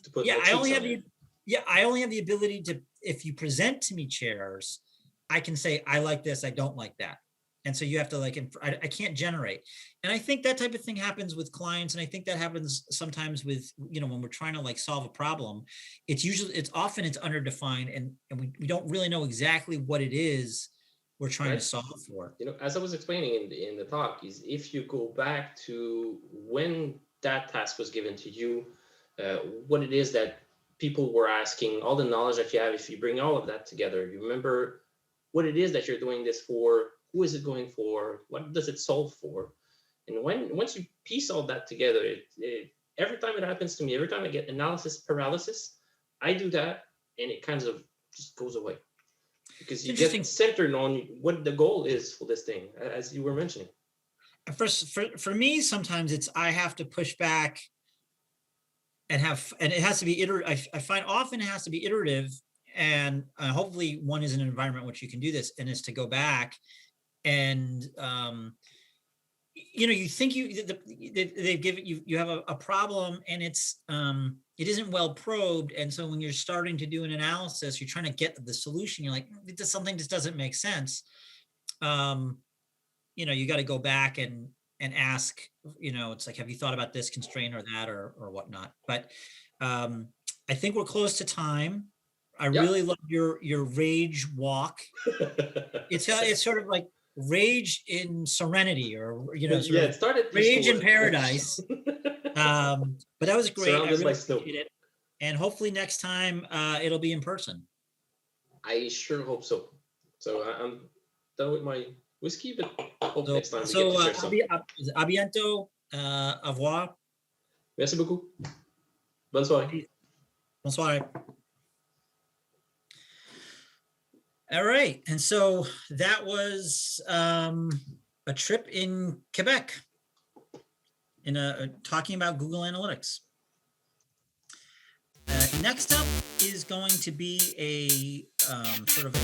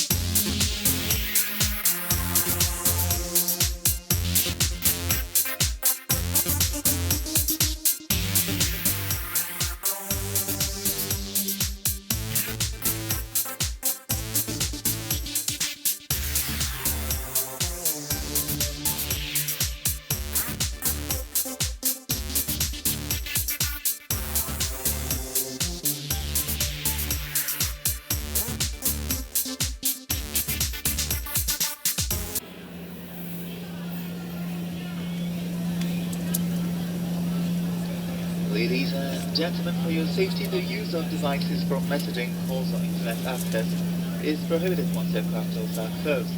Devices with the flight safe function have this feature enabled now. They should then be switched off for takeoff along with all other electrical equipment. Thank you.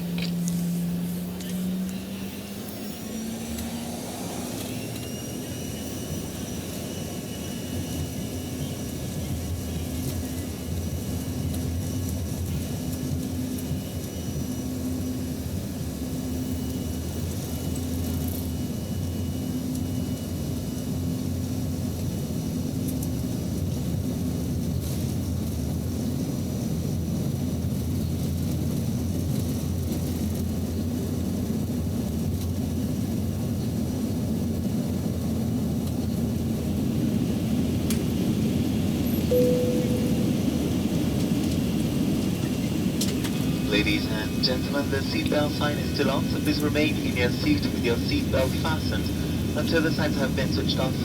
We suggest that whenever seated, you keep them fastened. Toilets are located at each end of the cabin and smoking is not permitted at any time. During the flight, you go through the cabin bar EasyJet Bistro. Our fresh options available today are sandwiches filled with either cold meat or grilled cheese. We also have a large range of snacks and drinks. You will find all the details about our products in the magazine, which is located in the seat pocket in front of you. Please now sit back, relax, and enjoy the flight. And if you can be of any further assistance, please do not hesitate to contact one of us. Thank you. Dames en heren, het seatbelt sign is nog aan. Wij verzoeken u in uw stoel te blijven en uw riem om te houden totdat het licht gedoofd is.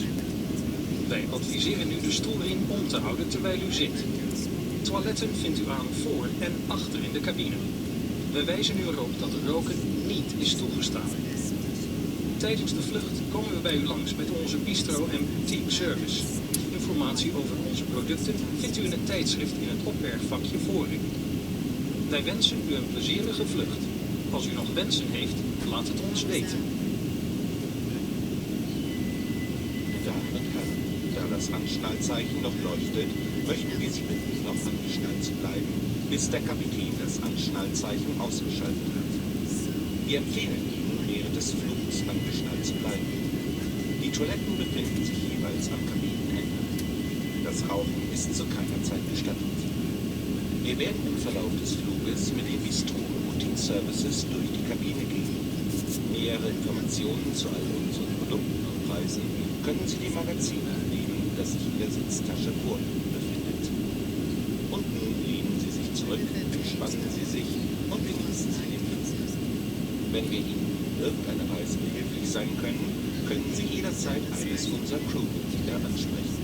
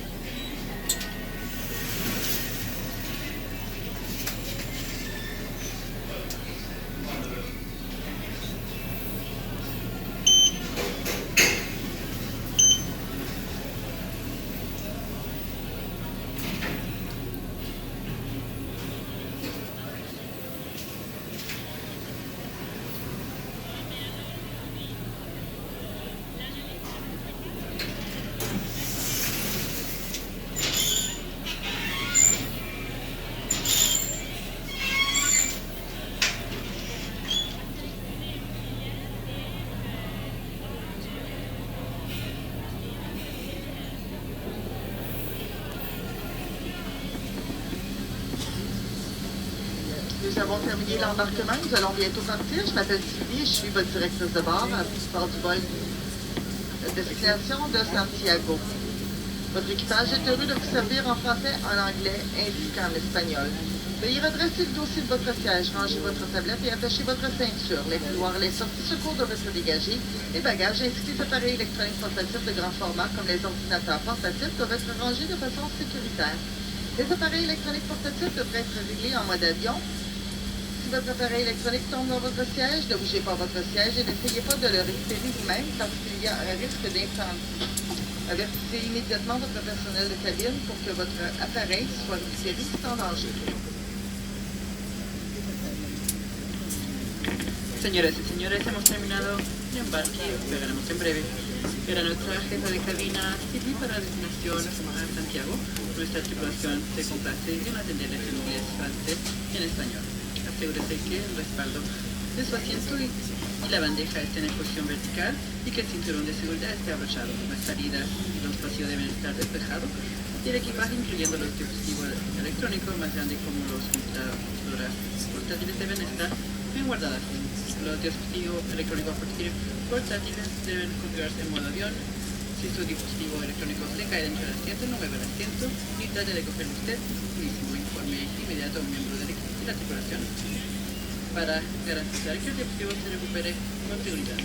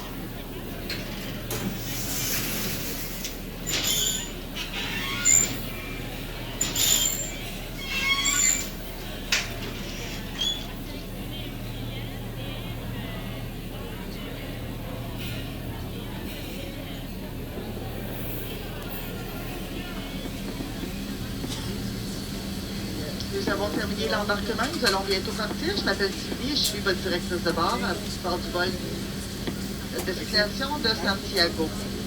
Votre équipage est heureux de vous servir en français, en anglais ainsi qu'en espagnol. Veuillez redresser le dossier de votre siège, ranger votre tablette et attacher votre ceinture. Les couloirs, les sorties secours doivent être dégagés. Les bagages ainsi que les appareils électroniques portatifs de grand format comme les ordinateurs portatifs doivent être rangés de façon sécuritaire. Les appareils électroniques portatifs devraient être réglés en mode avion. Si votre appareil électronique tombe dans votre siège, ne bougez pas votre siège et n'essayez pas de le récupérer vous-même parce qu'il y a un risque d'incendie. Avertissez immédiatement votre personnel de cabine pour que votre appareil soit récupéré sans danger. Señoras y señores, hemos terminado de embarque y despegaremos en breve. Era nuestra jefa de cabina, Sylvie, para destinación a Santiago. Nuestra tripulación se complace en atenderles en inglés, francés y en español.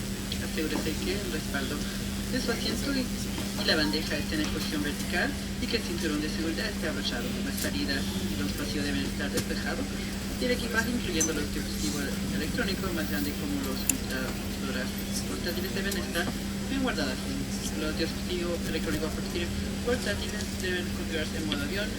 Si su dispositivo electrónico le cae dentro del asiento, no mueva el asiento ni trate de cogerlo usted mismo. Informe inmediato a un miembro de la tripulación para garantizar que el dispositivo se recupere con seguridad.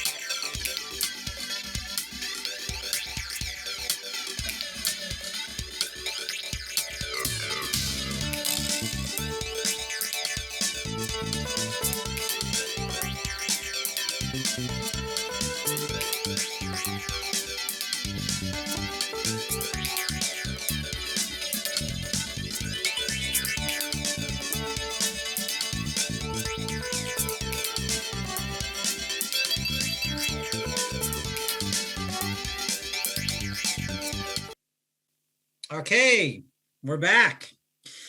So this is me. I've really enjoyed the past 3 hours getting to host one Heather Greene from Milam and Greene, where we got to learn a little bit about whiskey and how it's made and the different variations of it in the world.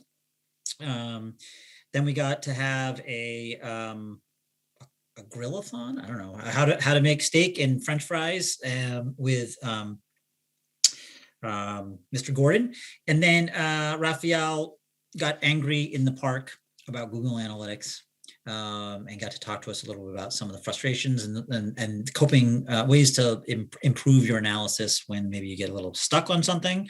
That was interesting, and we're gonna roll into a talk that I gave last year at Super Week, excuse me. And the talk is about multi-armed bandits, but really it's a talk to try to frame and compare and contrast multi-armed bandits with A/B testing. So hopefully you'll take the time if you're interested. And you in the talk, you're gonna get a brief history of some of the ideas of the statistics and the people who came up with some of the statistics that we use in A/B testing. And then we'll talk about briefly how to do A/B testing. I'll define the multi-armed bandit problem, and then we'll compare and contrast A/B testing with multi-armed bandit. And then hopefully when you, after seeing this talk, you'll have a better understanding of what it is, how it relates, and you'll know whether or not it might be something useful for you, or maybe it isn't, because obviously it isn't, a solution for all problems. So I want to also point out right down there, see where it says click here for the Conductrix Super Week quiz and win prizes. That's the key bit right there. Click on that. There's a quiz, and the topics cover all of the things that we talked about in the past 3 hours. So there's questions about whiskey, and there's questions about A/B testing and some of the statisticians, and a couple questions on multi-armed bandits. Very simple stuff, but please take the test or the quiz. It's fun. And then what we're going to be doing is people who got high scores will be sending some prizes to. We'll reach out to you first, make sure it's okay. We're going to get your address if it's okay with you, of course. And then we'll also randomly select some folks. So even if you're like, oh God, I don't know the answer to these, do your best you can, and we'll get you, we'll try to get you something. So we're going to randomly select from everybody. And so people will win a prize or something, or, some swag, something like that. And if we can legally, if you're in the US, we'll try to see maybe like whoever has the top score, and maybe someone who has the randomly select, maybe we'll get them a bottle of Milam and Greene, this is coming in, whiskey. So you might be able to get a bottle of whiskey from it. So definitely fill out the quiz and start, hopefully, I know we're all locked in, doing the best we can with the pandemic, and hopefully this will be abated so that next year, if you've been before, we'll see you in Budapest at Super Week for 2022. And if you haven't been, I highly recommend considering it, because it is just a very special conference where you'll not only learn a lot, but you'll make a lot of great connections. So and I think you've heard that from a lot of the people who've been speaking today. Just like what a special experience, not just an educational one, but just a real humanizing experience, I think, in what often we sort of forget. It's easy to sort of forget sort of our humanity at work, and this conference is one where I think we can all just step back and just appreciate one another, and get a lot of different viewpoints, and just hear people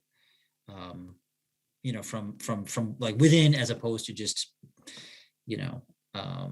hearing what we think everyone wants to hear in the industry. So that's me. I'm signing off. I think after the talk, we're going to be transferring it over to who do we got coming up? We got Christopher, I believe, who will be taking over, he's great. And he's got the morning session, and then everyone have a great night. So that's me. I am going to be signing off, and hopefully you enjoy the presentation on multi-armed bandits. Peace. This is a really and special cheers. Place, so. Loud enough so they can hear downstairs. Thank you. Thank everyone. This is really such a great place. It's what makes it worth it to come all the way from Austin, Texas. I just moved to Texas, so because of that, I'm going to have a few questions in the presentation for you folks, and so I brought They're kind of Texas chocolates. I don't know, but they're Texas themed. So I'll give away some chocolates for if you answer questions correctly. And then in addition, we have a bottle of bourbon that we're going to give away. This is only the third bottle of this Texas whiskey that's ever been in Europe. So one of them went to Zoli, and one of you folks can have that if you answer. So it's actually a really cheap trick to get you to pay attention. I know it's early in the morning, and many of us have jet lag. So there's going to be some questions about the presentation that'll be at the end. I'll ask, and if you don't want the bourbon, you can have chocolates. I know everyone doesn't drink. Sound fair? Good. Ready? All right. Awesome. So today we're going to talk about multi-armed bandits, sort of, and we're going to contrast them with A/B testing. So I'm going to spend a little bit of time. I thought I'd take a little bit of a different tact, and since not everyone, this is their thing, I thought maybe to make it interesting, potentially, we'll do a little history lesson. So we're going to have an abridged walk through some of the history of statistics that is pertinent to what we're going to talk about today. And then we're going to delve into multi-armed bandits and when you might want to use them. Okay? So who here has heard of multi-armed bandits? Oh, okay, 50% or so. Who here, who had raised their hands and I pointed at them and asked them to explain it to everybody, would feel good about doing that? Who raised their hand? Okay, we got one person who's brave enough, so could you raise your hand again? What's your name? Karen. So after you're totally confused from my talk and you don't understand what bandits are, go buy Karen a drink and she'll explain it to you. Okay? So the standard definition. So a bandit is a term for a slot machine. I don't know, different countries call it. So multi-armed bandit because they take your money. And so imagine you're in a casino and the objective is to walk out of the casino with the most money in your pocket, right? And your belief is, you go in and you have a belief that different slot machines, bandits, have different payoffs, right? And your objective is to learn which slot machines have the best payoffs, and you want to play them. But the only way to learn is that you have to play all of them, right? So you have to sample, right? You have to explore all of the slot machines, and then you want to exploit your learnings, okay? Now, in a casino, the best strategy is to not walk in if you want to have the most money, because a casino has a net negative payoff for you. So you really need to start looking for another job if your line of work is like a casino. This is the analogy. Because on average, everyone is going to lose money. Or on average, people are going to lose money, right? And they're going to lose a lot of money, okay?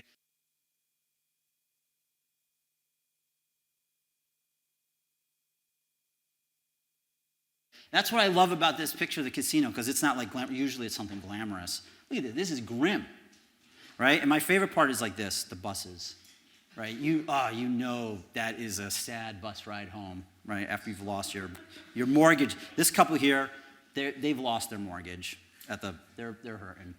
So, not to be judgy. I'll be judgy. Probably casino is not a great place to go get money. But that's the idea. And that's kind of really what CRO is. Right? It's, I'm going to try to talk about the difference on when you might want to do hypothesis testing, experimentation, and when you might want to use a bandit. Great. So this is not a good question, but it gets asked often. Are bandits better than A/B testing? And you'll see this asked every now and then, and you might see a blog post or not. Not a good question. But a better question is when, if at all, and actually in your use case, there could be arguments where you would never want to use bandits, right? I think there's use cases where you might, and I'll try to articulate them. But I really don't have a dog in this fight, so it doesn't really matter to me. This is the dog. This is Franklin, by the way. This is my dog. So before we review, I want to go through a little bit of history, as I said, and some of the major players. Unfortunately, as back in the day, they're all dudes. That's not to say that there aren't female statisticians, but in this in this history, it's unfortunately mostly men. We're going to briefly talk about type 1, type 2 error, which Tone already talked about, which is awesome. Briefly talk about power, which he also talked about and did a great job of it. So I'm going to skip through that quite quickly, and then I'll go into a review of bandits. Sound good? Great. So in the beginning, right? So one of the beginning questions around, one of the questions that these guys wanted to answer, not surprisingly, was why more males at birth? I don't know, this was a question that people were interested in. Doesn't seem that interesting to me, but that was one of the questions. And one of the folks who answered, actually the person who first addressed this question was John, I'm not exactly sure how to pronounce his name, Arbuthnot, Scottish, British guy actually. And he lived from 67 to 1735, okay? And this guy was a bit of a polymath, right? He was a physician, but also he was a member of a writers group in London, the Scribblerus Club, which had actually Jonathan Swift was one of the members, one of the writers.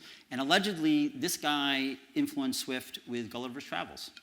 There you go. But also, 1710, he published the first hypothesis test. Okay, so hypothesis testing goes back to this guy, 1710. That's 310 years ago. It's a long time ago. And actually, he used hypothesis testing, and actually he used what we would now call the p-value for his analysis. And he showed that the probability of more, the sex ratio skew for men or males at childbirth was so unlikely that it was evidence of divine art, right? So he used this as evidence that it was God's will. So science, but maybe not so scientific interpretation. All right, this is Laplace. Who here's heard of Laplace? This guy is huge. This guy's huge. He's done a lot of math and tons of stats from this guy. And in 1778, he also showed the same thing, right? And he also used an idea of p-value, right? So this is, again, back 1778, long time ago. But also, people usually talk about Thomas Bayes when they're talking about Bayesian statistics, named after him. But just a few years later, Laplace also came up with what was known as the inverse probability rule. And actually, most of the modern formulation that we use today is linked back to Laplace. So he actually built sort of the foundation for much of Bayesian statistics that we look at today. And so we're going to go over, hopefully after this session, you'll have some understanding of Bayesian statistics versus frequentist stats. Okay, now we're going to watch a baby eating ice cream. Okay? So the baby has not had ice cream before. This is the first time. It's amazing.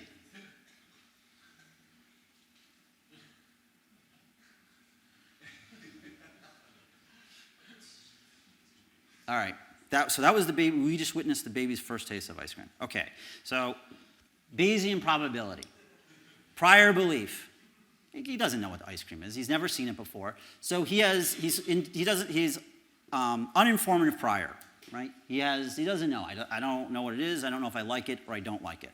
Okay, could go either way, 50-50. Okay, evidence or likelihood. He tastes the ice cream, right? So he's sampled the world. He had a prior belief about the world, which was not informative, I don't know. He sampled the world. He got a data point. Updated his belief about the world, his posterior belief. He likes ice cream, okay? At first he didn't know. Got evidence. Updated. This is Bayesian statistics right here. Okay, so you're now all Bayesian statisticians. Round of applause for everyone, right? Awesome. Okay, it's all about the baby and the ice cream. A little bit more formally, there's the posterior belief, right? Which is the probability that the hypothesis is true given the data, right? This is often what we think we're getting from A/B testing. It isn't. I'll show you what we're really getting when we run A/B test. This is an enormous source of confusion, but in the Bayesian view, unless you're doing a Bayesian A/B test, probability of the hypothesis is true, given I've seen some data, the evidence. That's proportional to the evidence, which is the probability or the likelihood of seeing this data, given the hypothesis is true, right? Times the probability that the hypothesis is true, right? Just a weighted average, okay? So this is just saying that the probability of a hypothesis, the posterior belief, is a weighted average. I'm going to weight the likelihood of seeing that data by the probability of the hypothesis. All we're doing is weighting our prior belief, what we bring to the table, and then we're going to look at the data. How likely is that data, sort of the value of that data, and we're just going to average them together to get our new belief. That's kind of similar to how you might think about how you learn the world, right? You think something, and if the data isn't very good and you have a strong prior belief about something, you're not really going to change your posterior belief. After you see the data, if it's not very good, if it's not compelling to you, your prior and posterior belief are going to be roughly the same. If you didn't know much about the topic, so you had a very low prior or an uninformative prior, and you see some very compelling evidence, after you see that compelling evidence, you're probably most likely gonna update your belief, your posterior belief, and you're gonna take the evidence into consideration, much more than if you had a very strong prior belief, right? And this is sometimes how you can kind of think about why people discount evidence. This is partly it, not totally, is they have very strong priors. So it's very difficult to budge them to update. So it doesn't matter what the evidence is. This is really spiky, and so this is always very low in that averaging. Okay. So, big source of confusion in A/B testing. A regular A/B test, a frequentist A/B test, like Tom was talking about, and like what is in our software, does not tell you the probability that the hypothesis is true, right, when you get your result. Unless you're doing a Bayesian test, and really I think if you're using, certain Bayesian approaches will try to get you that, but we can talk about some of the difficulties.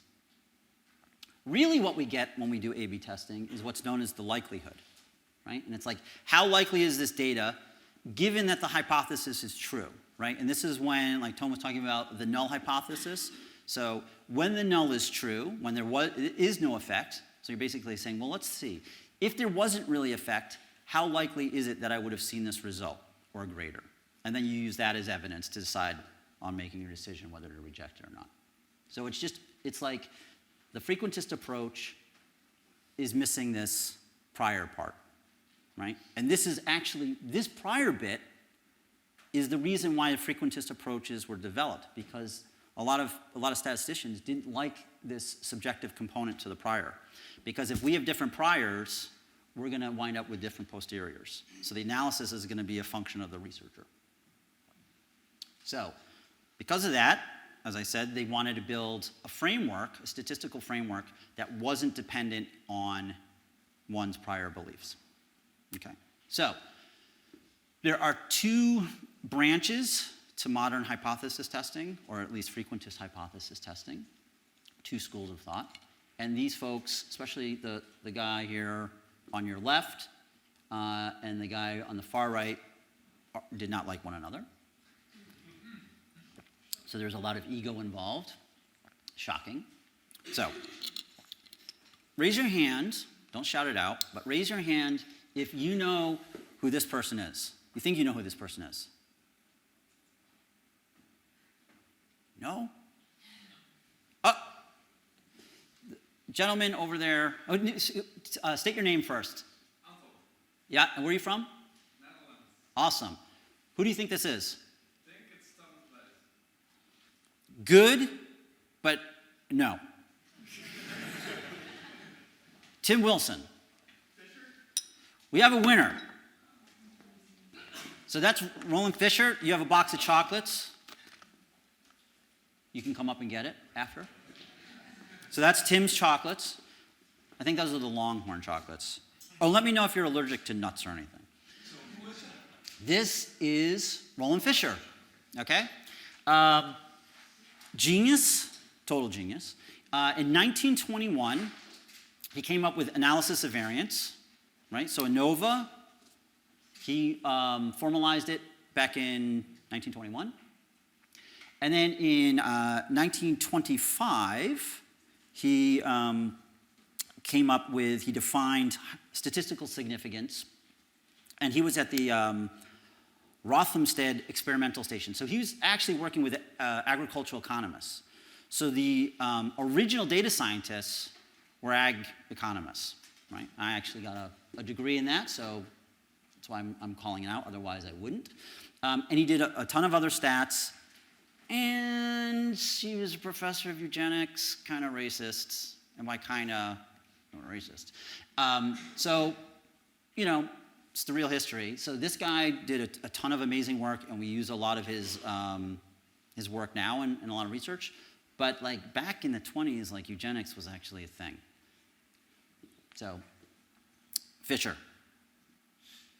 Sounds like he was kind of a jerk, actually. But, so in addition, so in his approach, right, so there, again, there's two approaches, p-values. So p-values, Fisher, okay? And he thought of p-values as a continuous measure of evidence, right? So lower p-value is more evidence. Null hypothesis only. There is no notion of an alternative hypothesis in this approach. It's just the null. There's no notion of power because there is no alternative hypothesis. So in his framework, p-values, just the null hypothesis testing. Okay. Anyone know who this guy is? Tim? No? There's maybe John Lithgow, right? Totally looks like him. But actually, it is not John Lithgow. It's Egon Pearson. Now, Egon actually, before I go to that guy, he's British, and his dad, anyone know who his dad was? His dad was Carl Pearson, and Carl Pearson invented chi-square tests. Carl did principal components analysis, and Carl also was into eugenics big time, so also a racist guy. But his son, not so much, and his son worked with this guy. And there's a box of chocolates on this. Who said that? Box of chocolates. So you get, I'm gonna put this one out. You want Texas Chewy Pecan pralines, or Longhorn pecans and caramel and rich chocolate? Okay, you got it. You're supposed to, I was scolded. In Texas, you're supposed to say pecan. You say pecan and you're mocked.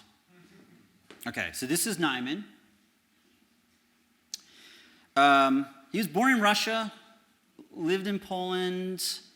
Not a great environment at the time. And he wound up working in Britain for a while with Carl Pearson, and that's how he met Egon. Okay, so their objective, their goal, was they wanted to find a unifying logical theory for hypothesis testing. They felt that the work by Fisher and Student was Gossett, the guy at Guinness, who came up with Student's t-test for small samples. They felt that was sort of ad hoc, and they wanted to have a formal theory around hypothesis testing. So they wanted to formalize it. So they introduced in 1928 the idea of type 1, type 2 errors and power, right? So if you think about it, Ford had already sold about 15 million cars by this time. So in a way, like, this is not that long. Like, this stuff didn't exist until the early 20th century, which, I always think of this as, sort of these known facts or known ways of looking at the world, but this is all, I'm older than most of you folks, so it's not as far away from me, but I think that's amazing. It's like not that old. And And in 1933, this is a seminal paper. They proved that students' t-tests, they linked it to the likelihood ratio, is the uniformly most powerful test. So they showed that their approach, after defining power, was you could find the uniformly most powerful, which meant it was the most efficient test, which means it uses the least amount of data, okay? So I find this is the first line of their 33 paper. The problem of testing statistical hypotheses is an old one. Its origin is usually connected with the name Thomas Bayes. Okay, so this is the frequentist paper. The very first line is referring to Bayes, who gave the well-known theorem on the probabilities of a posteriori, or posterior beliefs, of the possible causes of a given event. Right? And so this is where the switch is happening. But notice, Bayes is already in here. Okay? So this is a key takeaway. Bayesian statistics is not new. Actually, it's the older statistics. And so sometimes you'll have people who are trying to sell some software or whatever, or they're coming out with a new blog post, and they're trumpeting Bayesian stats as like the new way, and frequentist is the old way. So those folks are either, I don't want to say lying, but they're either lying or they're idiots, because they don't know the history, and they don't know the fact that actually Bayesian stats is older than frequentist statistics. Now, in fact, frequentist statistics was a response to the Bayesian view. They then go on to say that the idea of this is not that you're going to know the truth, right? So without hoping to know whether each separate hypothesis, posterior, is true or false, we're never going to know whether or not our hypotheses are true or not, because we never know the true state of the world, right? But we may be able to find rules of behavior, a procedure, a process, which will ensure, so this idea of insurance, right, that in the long run, so over repeated trials in aggregate, right, if we keep using this process in aggregate, we shall not be too often wrong, right? This is fairly modest, but this is what the frequentist approach, or at least the Pearson-Nyman approach, will give you. It's almost like an insurance to mitigate on our error rates. In a way, we're doing an experiment to buy insurance, right, to control our error rates. So a comparison, and this is an evergreen source of confusion. I always get confused. It's confused in textbooks, and in fact, a lot of modern stats texts there's like a kind of a blend of this stuff. But again, Fisher's p-value, Pearson-Nyman, there is no p-value. Or historically there was no. There was just a predefined significance level. That's the alpha, right? It's more of a decision theoretic approach. We're going to make a behavioral decision at the end of this process. We're either going to reject the null, or we're not going to reject the null. There's a notion of two hypotheses. There's the idea of power, and it sounds like I'm belaboring this, which maybe I am a little bit, but the power, I want to talk about power when we get to bandits, because we're going to use this idea for a simple method for all you folks to run a bandit in a very simple way without doing anything complicated. And this idea of type 1 and type 2 error control, right? That's sort of the objective. It's like buying insurance to manage this type of error. So quick review, and fortunately, we can blow through this, because Superstar Tone already crushed it, so you already know it, but I'll go through it real quickly because it can get very confusing. Or at least for me, I always have to look, and I never can remember what is what. So, this dodgy fellow, so last night it turns out that there was a new hamon put out, and this morning there was only the bone. And we caught someone who's looked like he was up to no good. It's this guy here. And so the question is did he eat all of the hamon? Okay, so the truth, he didn't eat it. Come on, he ate it. The truth is he did eat it. But again, we don't know that because we weren't there, right? And so we have a hypothesis. Again, this is exactly what Tone just talked about, so we'll just go quickly. Okay, he didn't eat it. The hypothesis is he didn't eat it, and actually he didn't eat it. Correct. All right, that's great. So our little confusion matrix. In that reality, he didn't eat it, but we concluded he ate it. False positive, type 1. False negative, he actually did eat it, which he did, but we think that he didn't. We conclude that he didn't. And in the lower diagonal, the hypothesis is he ate it, and he did eat it, okay? So along the diagonal, this is a little confusion matrix. This should, I believe this should be behind your thinking every time you run a hypothesis test. Why? And this is, Tone alluded to it. These are costs. In the off diagonal, these are costs. This is what you don't want to happen. And you're going to have to pay something to mitigate. The reason why you're running the experiment, at least in a CRO or if you have to make a decision from the results, is you don't want to be in this off diagonal, right? And so you're going to pay to try to minimize how often you're going to be living over there, okay? So type 1, type 2 errors, we already saw that. Alpha, the rate of type 1 error. Beta, the rate of type 2 errors. And power is just 1 minus beta. So if we have a 20% chance of making a type 2 error, given that the alternative hypothesis is true, there is actually an effect, what is the probability of making a type 2 error? It's going to be beta. So the power is 1 minus that. So if we have a 20% chance of making a type 2 error, the power of the test is 80%. Okay?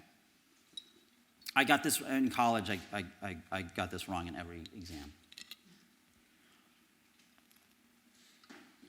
So the main idea, the main takeaway here is if you use hypothesis testing, if you follow this procedure, at least this is from their 33 paper, you can minimize the frequency of making type 1 and type 2 errors given a fixed sample size. So if you have a fixed sample size, their procedure is going to give you the smallest sample size required to minimize to minimize type 2 error given a type 1 error. So given your alpha, given how much you're willing to accept a type 1 error, you're going to get the smallest sample size required to maximize power or minimize type 2 error.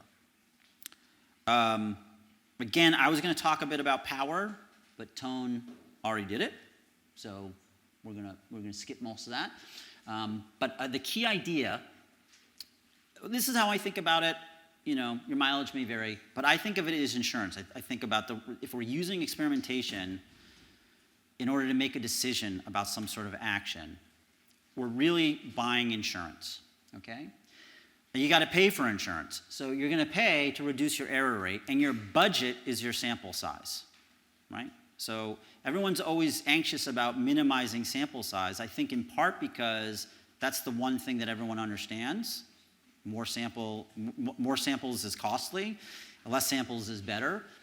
But there's going to be a trade-off, and you should know that you're going to be increasing your error rates.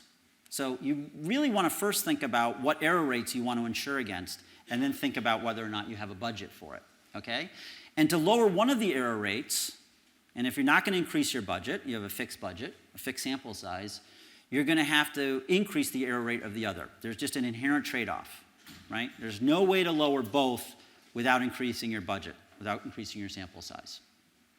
And the only way to lower both is to get more sample. Okay, so when to use bandits. And again, if you don't want to use bandits, you don't ever have to use bandits. So I tend to think of there being two types of problems related to type 1, type 2 errors. And one is like a do no harm, you don't want to get fired, right? So if it doesn't go correctly, you're going to do a lot of damage, right? You're very kind of risk adverse. You're risk adverse with respect to type 1 error, okay? And that's, again, in this confusion matrix, when that corner, that type 1 error corner, is really going to be very costly to you or the organization, right? Which means you want to insure against it, right? Which means you really you care about your alpha, you care about your type 1 error rate. So, for example, you've got a checkout process, and, you know, you don't want to break the website, right? So instead of just pushing the new process without experimenting, you want to run the experiment to ensure that there's a low likelihood of you breaking the checkout process, right? So you can kind of think of this as like the Hippocratic Oath. First, make sure you do no harm, right? And then, given that I'm not going to do any harm, let's try to improve the situation. That type of problem, you definitely want to use A/B testing, right? Because you care about type 1 error control, which is the whole point, really, of hypothesis testing, is to mitigate that. So if you have this type of situation, you almost absolutely do not want to be thinking about bandits. Do not be obsessed about anyone saying you reduce your sample size, right? You get what you pay for. So in this case, pay it. Pay the sample, because you're really, if those costs are really high, you want to make sure you don't have those costs. Type 2 problem is a go for it type of problem. That's where actually the type 1 error there's no cost associated with that. You don't care. You don't care about picking randomly, right, in the type 1 error. What's an example of that? Well, we have a client that's is a news client, and they have news articles, and they want to do headline optimization, right? So the meta hypothesis is that headline optimization, figuring out what the best headline is, will increase engagement. Okay? Now that question is something that you would want to run an A/B test for. But to pick the individual headlines, what is a type 1 error in that case? It's news, right? Which means it's new. So there is no control. There is no existing headline. So let's say there's 3 headlines. They're all new. If they're all the same, what difference does it make if I just randomly pick? Nothing. If they're all the same, I don't care about picking randomly. There's no cost to picking randomly. But if they're not all the same, there's definitely a cost to not picking the best one. There's the opportunity cost. There's the type 2 error is costly. If you have this type of problem, you might want to think about using a bandit, because controlling for type 1 error is just a total waste, right? That's completely inefficient. And if you're using A/B testing for something like headline optimization, for optimizing individual headlines, which are perishable, once the half-life of a news article is, what, a couple hours? So what, you haven't learned any new knowledge for your organization. You're just trying to like automate a process of picking headlines. So that's where you want to think about a bandit.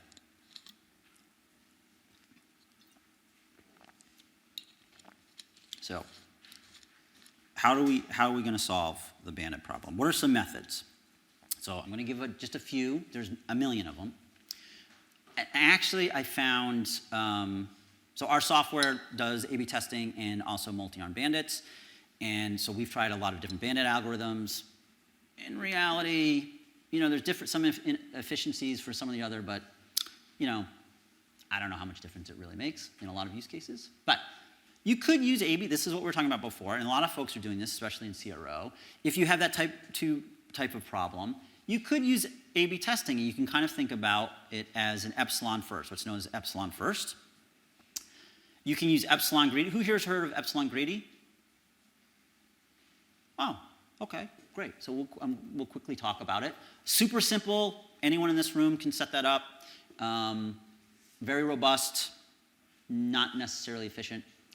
Thompson sampling, we're going to talk a bit about Thompson sampling. This is a Bayesian approach. This is the one that if you're going to move to the Valley, Silicon Valley, and you want to be a data scientist, you want to know this one, because this is the one that everyone uses, and it's actually a very simple idea, and we're going to cover that. So after you walk out of here, data science jobs, I don't care what Julian said, you can get your data science job, because you now know Thompson sampling. That's basically all you need.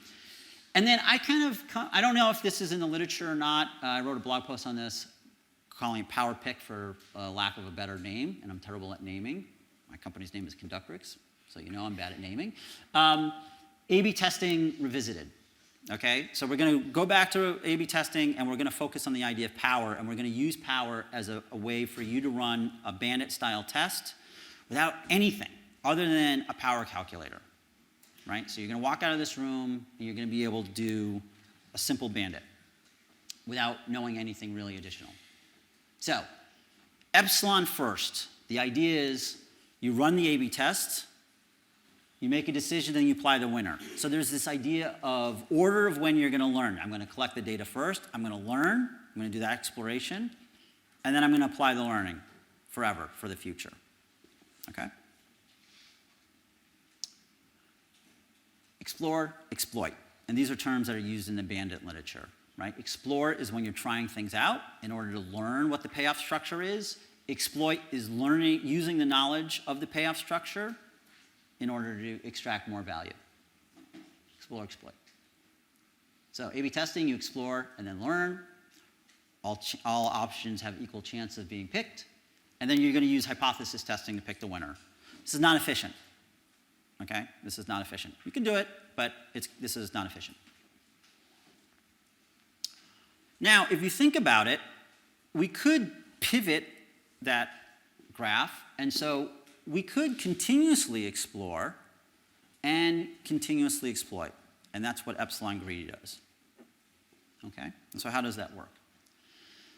So a user comes to the website or the application or the ad network, what have you, and then the system is going to make two decisions. There's a hierarchy. First, it's going to decide, is this person going to get randomly selected in option, like A/B testing? So just like this branch is just like what you're going to do in A/B testing, uniform random. You're going to have the options. Or just to act greedily. And by greedily, it's just whichever option is currently doing the best, just pick that one for them. Okay? Simple. So 20% of the time, or whatever percentage of the time, the user comes in, we spin the fair roulette wheel, and we give them the option that it selects. And the other 80% of the time, we just pick the best one. So in this case, I would get A, right? And the next person who came in would probably get A. This table keeps getting updated, right? So as a user comes in, they convert or they don't convert. So if I don't convert, this 5 will go down, right? Because the average value will go down. If I do convert, I convert more than at $5, the average value will go up. So benefits of epsilon greedy. That's totally simple. Anyone can do it. It's actually pretty effective, right? This is gonna have some efficacy for you. It's less affected by seasonality, remember, because it's sampling continuously. It's always sampling the environment and seeing what's working best. Negatives, it's not optimal. I don't know what epsilon should be. Should it be 20%? How often should we be exploring? 20% of the time, 5% of the time, 1% of the time? What's optimal? You don't know, right? So who knows? So just rules of thumb. Doesn't use any measure of uncertainty, so we're wasting information, right? When we're looking at our results to pick greedily, maybe one has a lot of variance in it, one doesn't, and so those aren't very robust estimates, and so maybe there's some information we could use about the standard error. There's no ending, and this is going to come up with Thompson sampling. This actually is, I didn't realize this when I started the company, this actually is the biggest impediment to bandits, is the fact that there's no known stopping time. Because clients expect a certain cadence. They expect the testing cadence. And they want to know when the thing is going to stop. When is there a winner, right? That's how they think about it. And some of these bandit problems, there is no notion of stopping. Sometimes they'll just go on forever, right? Until there's some outside reason to stop it. You might have some sort of outside heuristic for stopping. So that's a problem. And there are ways, there's epsilon decreasing. It's like how maybe we can decrease how often we're sampling, but it's not clear what's optimal, what's the optimal way to do that. So adaptive methods. So these are ones that kind of are a blend of both. They're going to explore first in the beginning a lot, and then over time, hopefully, as they learn, they'll start exploiting. But it'll all be within the algorithm. This is William Thomson. He invented Thompson sampling back in 1933. I couldn't find a photo of him, so this is an artist's rendition. Apparently, it looks just like him. And so in 1933, he published On the Likelihood That One Unknown Probability Exceeds Another in View of the Evidence of Two Samples. Great read, right? A real eye-catching title. So that was in 33, and he had it looks complicated, but actually it's fairly simple.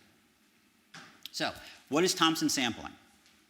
The basic idea is that you're always going to make random selections, right? So it's not deterministic. You're always going to be calling a random number generator and randomly decide who's going to get what experience, okay? So it's like if you think of Excel and you call random, you get a random number out.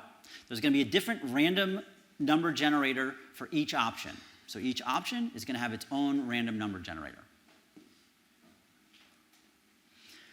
Then we're going to select, the idea is we're going to select on the probability that each option is the best, right? And the way we're going to do that is where those random number generators are going to have different, they're not going to be uniform random numbers, right? They're going to be based upon the posterior distribution that we talked about. So we'll go into that in a little bit of detail. And the net effect is that the higher value options are going to get selected more often, automatically. We don't have to do anything, okay? So we just set the thing up, and if we set it up properly, if one of the options is better than the other, or one is radically worse than the other, this system will automatically discover and apply its learnings based upon this certainty and the value of each option. So let's use an example. So this is an example from one of our clients, and this is the headline example. And so there was 3 headlines, and they wanted to figure out which one was the best, okay? This has to do with Apple TV, I don't know. So how do we adaptively learn? Okay, so let's go back to and we want to construct the posterior distribution. Remember, that's the probability of the hypothesis given the data, right? So what do we think is the probability of the thing? So the way this is going to work is that we're going to create our 3 random number generators. So if you know R, right, you could just plug something like this in. So this is using R beta. So this is using the beta distribution. In this case, because it's click-through rates, this is the beta binomial. It's a conjugate prior model. And the idea, and all you need to do is we're going to put in 4 numbers. It just counts. It's just like, it's as simple as, I mean, as long as you have R or something, as calculating an average. We're going to put in the number of successes we've seen so far, right? So the number of times someone clicked for each headline. So we're going to have a separate one of these for each headline. So number of successes for A. And then we're going to put in this idea of a prior. So this is like virtual successes, right? And this is based upon your prior belief on how good headline A is, right? And in this case, we have no idea. And so we might just put in a 1. So it's just going to like represent 1 success. Then we're going to put in the number of failures up until that point. So how many times was there not a conversion? And we're going to do the same thing. We're going to have a prior value. It's like a virtual count of the number of failures and just add those up. That's it, right? So this whole idea of priors, and this is why a lot of times when people talk about Bayesian methods and they're using uninformative priors, like a lot of Bayesian A/B testing software that's out there, it's not, the whole idea of a prior is just really a mathematical convenience. It's really only powerful, and Tone alluded to this, is if, well, actually I think, I already know on average, for this headline, I think it's about 50-50, right? Click-through rate, I think it's a 50% click-through rate, and I'm really very confident of it. I might put in 1,000 prior successes, 1,000 prior failures, and that would represent 2,000 users at a 50% conversion rate, right? But here I'm just putting in 1. So the data, soon this will dominate, right? As 1,000 come in, there might be 900 failures and 100 successes. The prior data is only going to be 1. So it's going to get washed out. That's what I was talking about, where the baby very quickly decides that it likes ice cream because it had very little information beforehand, and the evidence was so strong. So this is just weighting. This is the idea of weighting your evidence, right? Which is the actual successes with our prior. So how does it work? So these are the distributions that we're going to get from our random number generators, right? And so the way it works is it just samples each one. So it's going to take 3 draws. So I'm going to call random number generator for headline A. I'm going to call random number generator for headline B. And I'm going to call random number generator for headline C. And I'm going to get the result. So they're going to spit out a result. So I call A, and it comes back with 0.49. right? Because it's pulling back a number between 0 and 1. I call B, and it calls 0.51. So I get two numbers. And now C, 0.46. Now, I could have gotten any number from A from this distribution. And the average is here, right? So the center of A, the average for A is here. The average for B is here, and the average for C is like right here, okay? But I'm using a measure of uncertainty. That's what the variance is. So I'm calling this distribution. And so I could get, I'm not really so sure. And so we have this overlap here. So this is kind of like our area of uncertainty between the three. So it's possible that C is better. It's possible that B is better. If A's actual average result is down here, right, as these get tighter, and actually it turns out it's down here, and B's is over here, then maybe B is better, right? So there's this overlap. And in this case, even though A has a higher average value right now, I'm going to pick B because I got a higher value. So I pick B, and I show headline B to the user, okay? So this is that we're using both a measure of the average as well as uncertainty around each estimate. Then all I have to do, it's trivial, is that I'm just going to update the number of successes I've seen for B by 1. If the person clicked. So the person, let's say the person, I show them B, they click on the headline, so I just increment it. And now I've updated my function for B. A and C I leave alone, but B has been updated. So now there's one more success. So its average has gone up. The number of successes has gone up. And I just keep repeating it. So we just keep redoing it, same thing. And now in this case, A, so we're going to pick A. And let's say they showed me A, I don't click on the ad, I don't click on the headline or the news article. And so we increment a failure, a non-convert. So it goes up by 1, so the average value for headline A goes down. But its uncertainty shrinks. Now, if you were to do like a Monte Carlo simulation over those random number generators, you'd get this type of distribution. So what that means is, as of now, if we don't update those random number generators, those beta distributions, on average, 67% of the time we're going to pick headline A, 8% of the time we're going to pick headline B, and 25% of the time we're going to pick headline C right now, right? So that 67% is the probability that A is the best one. 8%, there's still an 8% chance that B is the best one, and there's a 25% chance that C is the best one. And what's neat is that we're implicitly going to pick in this distribution, even though we never really actually have to generate this. We just have to create those biased random number generators, which is neat. So there was a blog post from Google, and oddly it's been canceled. It's been erased. It might be because the writer of it, I don't want to get into it, but you can look it up if you want. But this thing's gone. I just checked it last night. But I wanted to use an example from Google so you didn't think it was just me. And so he ran a simulation where there was an effect. So the original conversion rate he set at 4%. The alternative was 5%. And he did a simulation. And he used Thompson sampling. And he was able to get over 1,000 or 10,000 simulations. 95% of the time, Thompson sampling picked the best option. And on average, for each simulation, he only needed to use 4,800 samples, right? So a lot efficient. If you were to use A/B testing, you'd need over 20,000 samples, right? So this is like a factor of 4 or 5 savings. So in a simple use case, Thompson sampling can be much more efficient. Why is this so much more inefficient? This is so much more inefficient because this cares about controlling for type 1 error. You're paying for type 1 error control, right, at your 5% confidence level. But we don't care. In this case, we don't care about that, right? Remember, this is a case where the alternative is true. The null is not true. There is an effect, right? But what he doesn't show is what would happen when you run the simulation with Thompson sampling when there is no effect, when it's under the null, right? In this case, you don't care. But actually, you might want to know how that might behave, right? Because you're not controlling for type 1 error. Here you are. So only 5% of the time, under the null, if there was no effect, would you pick B. Here it's going to be 50-50 with Thompson sampling.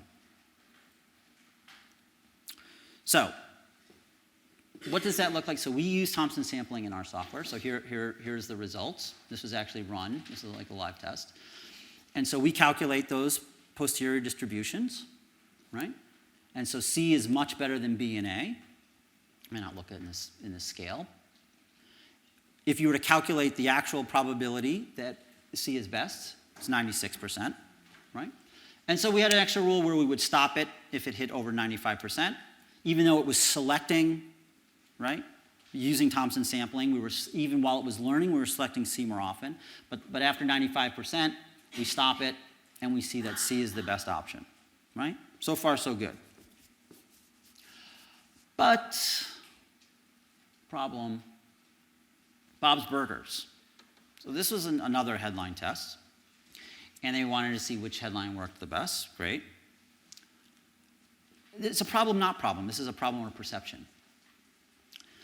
But here the headlines don't, I don't know. Maybe the headlines, no one really cares. So maybe we're really in a null world, right? None of the headlines are any different from one another, which is fine. But that's why we see all of these distributions all bunched up on one another, right? They're all doing roughly the same. B looks like it's doing a little bit better. And in fact, actually it is.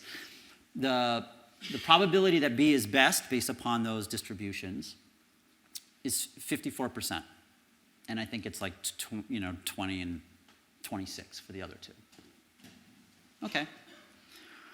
So we get a call, and I'm like, hey, wait, what's going on? There's something wrong. It's been over 24 hours, and the system hasn't picked a winner. And I was like, I don't know what to tell you. It's not going to, I mean, it's only 54%. If your stopping rule is 95%, right? Remember, Thompson sampling is always on, right? And so you need to have some sort of external rule if you need it to stop, right? And so 95 is an arbitrary construct, but there's no reason why one of those options, especially as you have more options, is going to dominate if there is no difference, right? So this is mostly a perception problem and a workflow problem. It isn't really a problem of the algorithm. It's like it's an additional constraint that you might want to deal with. So here's a controversial alternative, but an alternative. Super simple. So what if we didn't use Thompson sampling, but we went and just did our standard power calculation, okay? And let's say we wanted to pick power at 95%. And remember, power is the probability of rejecting the null given the alternative is true, right? So if there is an effect, what's the probability of discovering it? Well, 95 is what we want. We need to have a minimal detectable effect. So what's an important effect size? Tone touched upon that. And then what are we going to set alpha to, right? Are we going to set it to 0.05? No. What if we just set it to 0.5? Okay? Now, if you set alpha to 0.5, it makes type 1 error non-binding. Okay? It's slack. So what's going to happen, effectively, if you run this experiment, right, and you have a decision rule, which is just pick the best one. You're going to run it for the fixed amount of time, and then pick whichever one is best, no matter what, right? So here's our power calculator. We're going to run this experiment for only 4,648 people, right, users. And notice, I also used the 4% that they used at Google. The alternative I set to be the minimum detectable effect would be the 5%. So 25% increase over 4% is 5%. I used a 95% power and a 0.5 significance level. So ran 10,000 simulations. If the simulation was such that there was an effect, right? So the alternative was at 5%, and the A, right, the null, was at 4%. 95% of the simulations, B was better than A. So if I used the rule, which was to pick whichever one was biggest, 95% of the time I'm going to pick the best one. and 5% of the time I'm not. And all I did was just collect data. No fancy algorithm at all. The algorithm is pick the best one. That's pretty simple. Now, what they didn't do at Google was, well, how does it behave under the null? You often want to know that. So even though I don't care about the type 1 error, the cost of it, I might want to know how it's going to behave. So under the null, 50% of the time A was better. That's not surprising. That's what we would expect when they both have the same conversion rate. And 50% of the time B was better. So if you pick best, it's essentially picking randomly. So say we pick B or we pick A, but we don't care because they're the same, or at least they're smaller than our minimum detectable effect, and it's effect size we don't care about, right? So randomly picking when there's no costs or there's no margin of value between the two is optimal. Any policy really is optimal.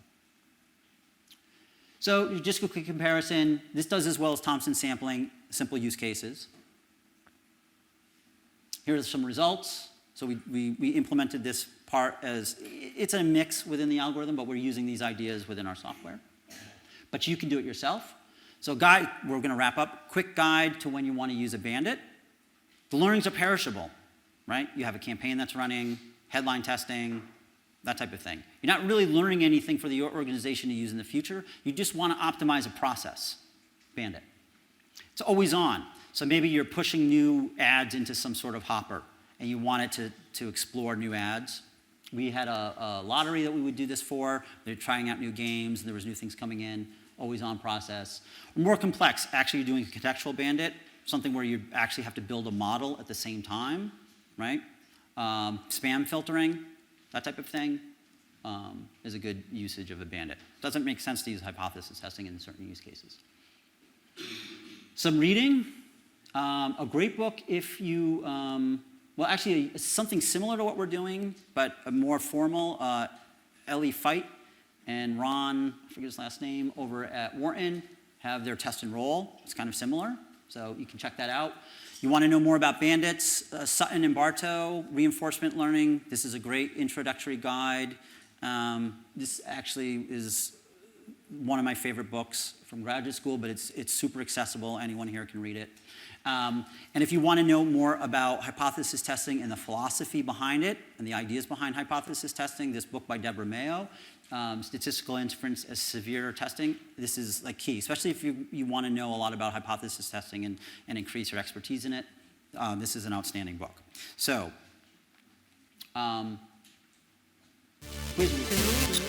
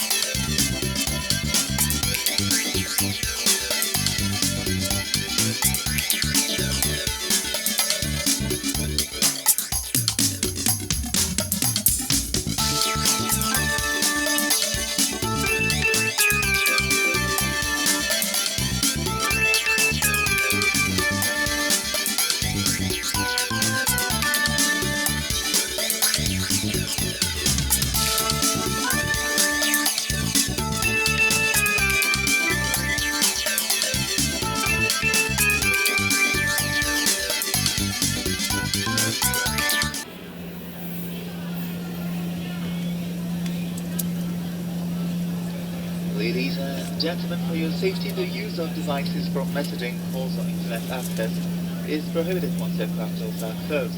Devices with the flight safe motion have this feature enabled now.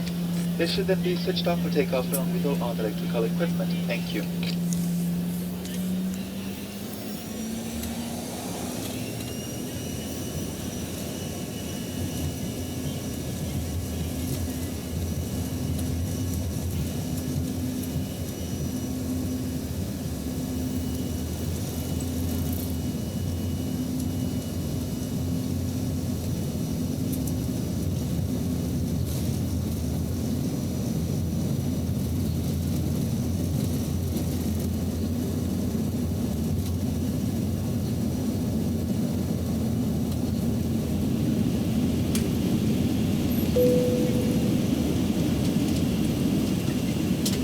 Ladies and gentlemen, the seatbelt sign is still on, so please remain in your seat with your seatbelt fastened until the signs have been switched off. We suggest that whenever seated, you keep them fastened. Toilets are located at each end of the cabin and smoking is not permitted at any time. During the flight, you go through the cabin bar EasyJet Bistro.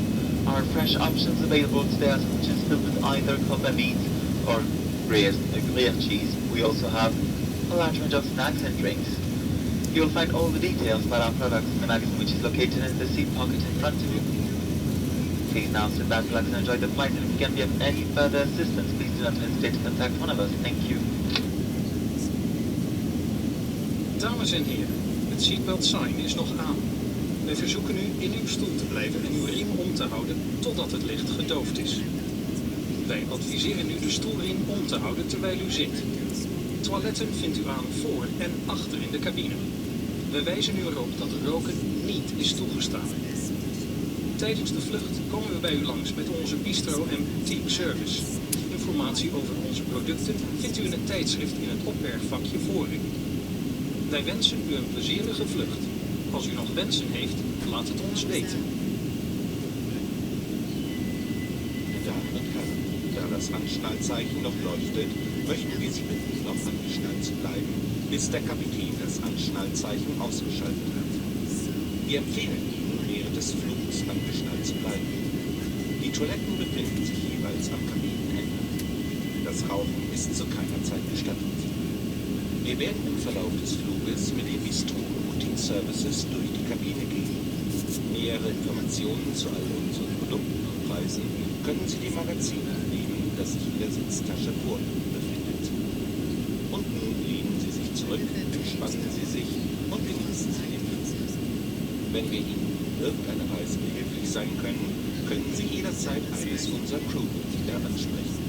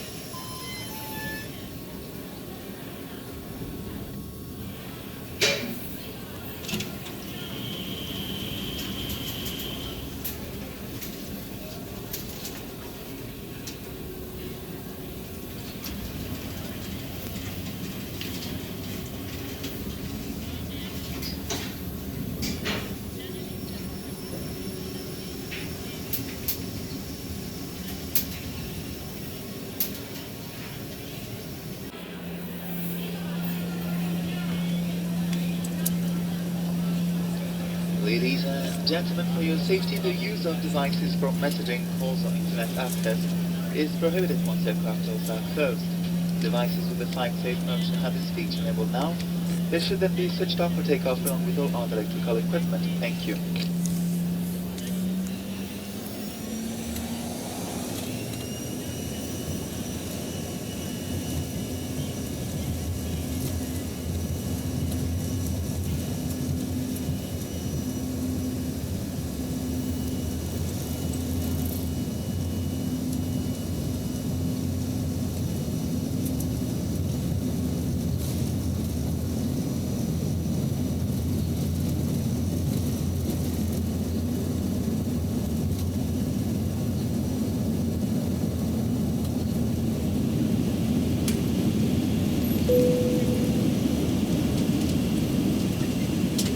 Ladies and gentlemen, the seatbelt sign is still on, so please remain in your seat with your seatbelt fastened until the signs have been switched off.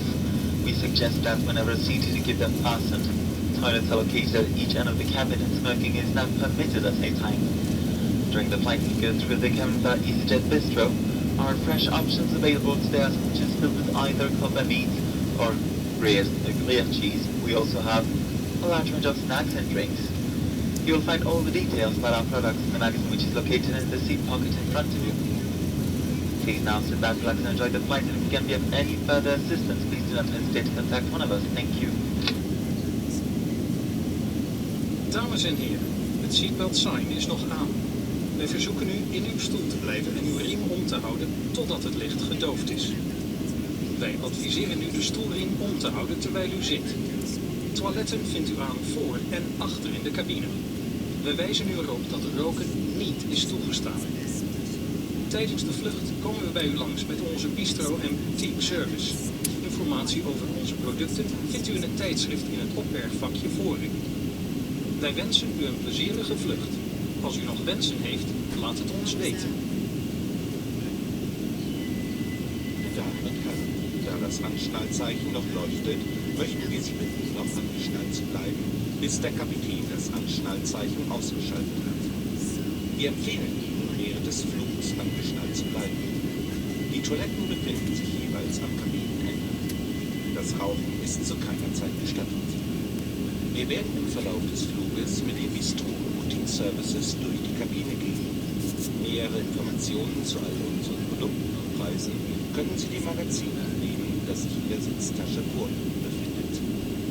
Und nun lehnen Sie sich zurück, entspannen Sie sich und genießen Sie den Flug. Wenn wir Ihnen in irgendeiner Weise behilflich sein können, können Sie jederzeit eines unserer Crewmitglieder ansprechen.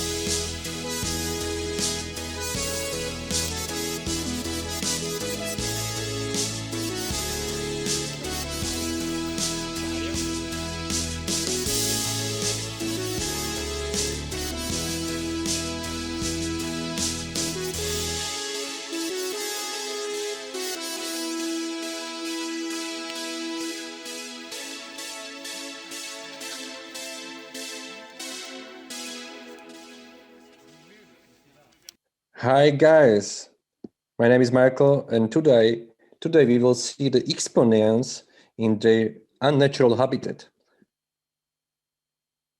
We live in an age of too much comfort, and comfort is making us weak. So today we will show you how you can enjoy discomfort, because discomfort gives you superpowers. Here you can see EXPONEA. EXPONEA is very, very important because it will tell you, it will give you the positive mindset when you are going to the water. All you need for cold exposure is 14 degrees of water is enough. When it's 4, it's even better. And just imagine, you will survive this, and afterwards you will survive everything. Here you see the EXPONEA team in Slovakia, and also Peter is joining us from Nice. So hi, Peter. And in Slovakia, you see also the CEO of EXPONEA, Petr Irikovsky. Let's go. When you are entering the lake, or when you are entering the cold shower, remember, it's not about the body. It's not about the body. It's about the mindset. When you will be tough, when you will be fighting the water, when you will be fighting the cold, you are giving power to the cold. Embrace it. Just tell yourself, it's cold, I will be cold, but afterwards, I will be happy. Ciao.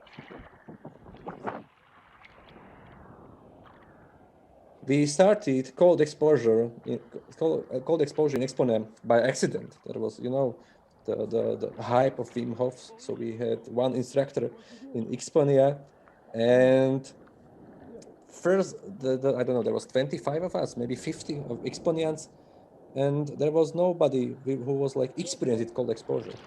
But after great breathing, we set the mindset, and we were able to go directly in a hole in the icy lake. So just imagine, the first time we went to the cold, it was in the hole, icy lake. It was not shower. There was not preparation for some weeks. It was not super big preparations. It was breathing, mindset, cold, and we survived.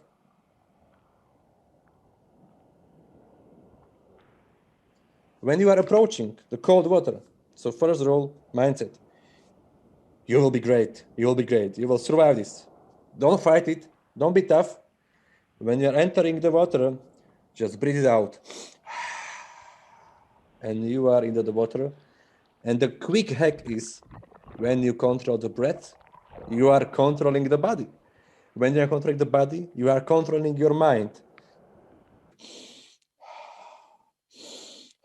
You will hijack the brain, and brain thinks it's okay. If he is or she is able to breathe, I can survive. As a body, I can survive. So you can hack your mind with breathing. When you are starting, maybe with shower, 10 minutes is absolutely okay. No, sorry, 10 seconds is absolutely okay. But with time, you can go to 10 minutes. It will be easy for you. When I was with real Wim Hof on the winter expedition, we were 10 minutes in the mountains, in a river, in icy cold mountain river. It's much harder than the lake. I met guys they were Navy SEALs, and they were fighting. 7 minutes, they're fighting. But when you control the breath, or you will focus on something not inside you, you can focus on some leaf. So you will have this control point that I see this leaf, and you will focus on this leaf. It can help you. Or you can focus on the fire inside you. You can really create the fire inside you. So after like this 9 minutes, 10 minutes, you can really see and feel the warmth in total ice. It's marvelous. But always listen to yourself.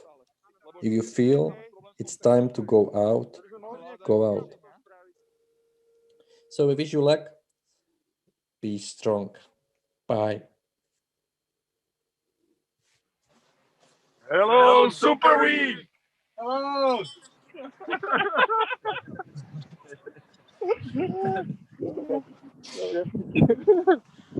And as you see, this duck had problem, but we were managed to save it for the future generations.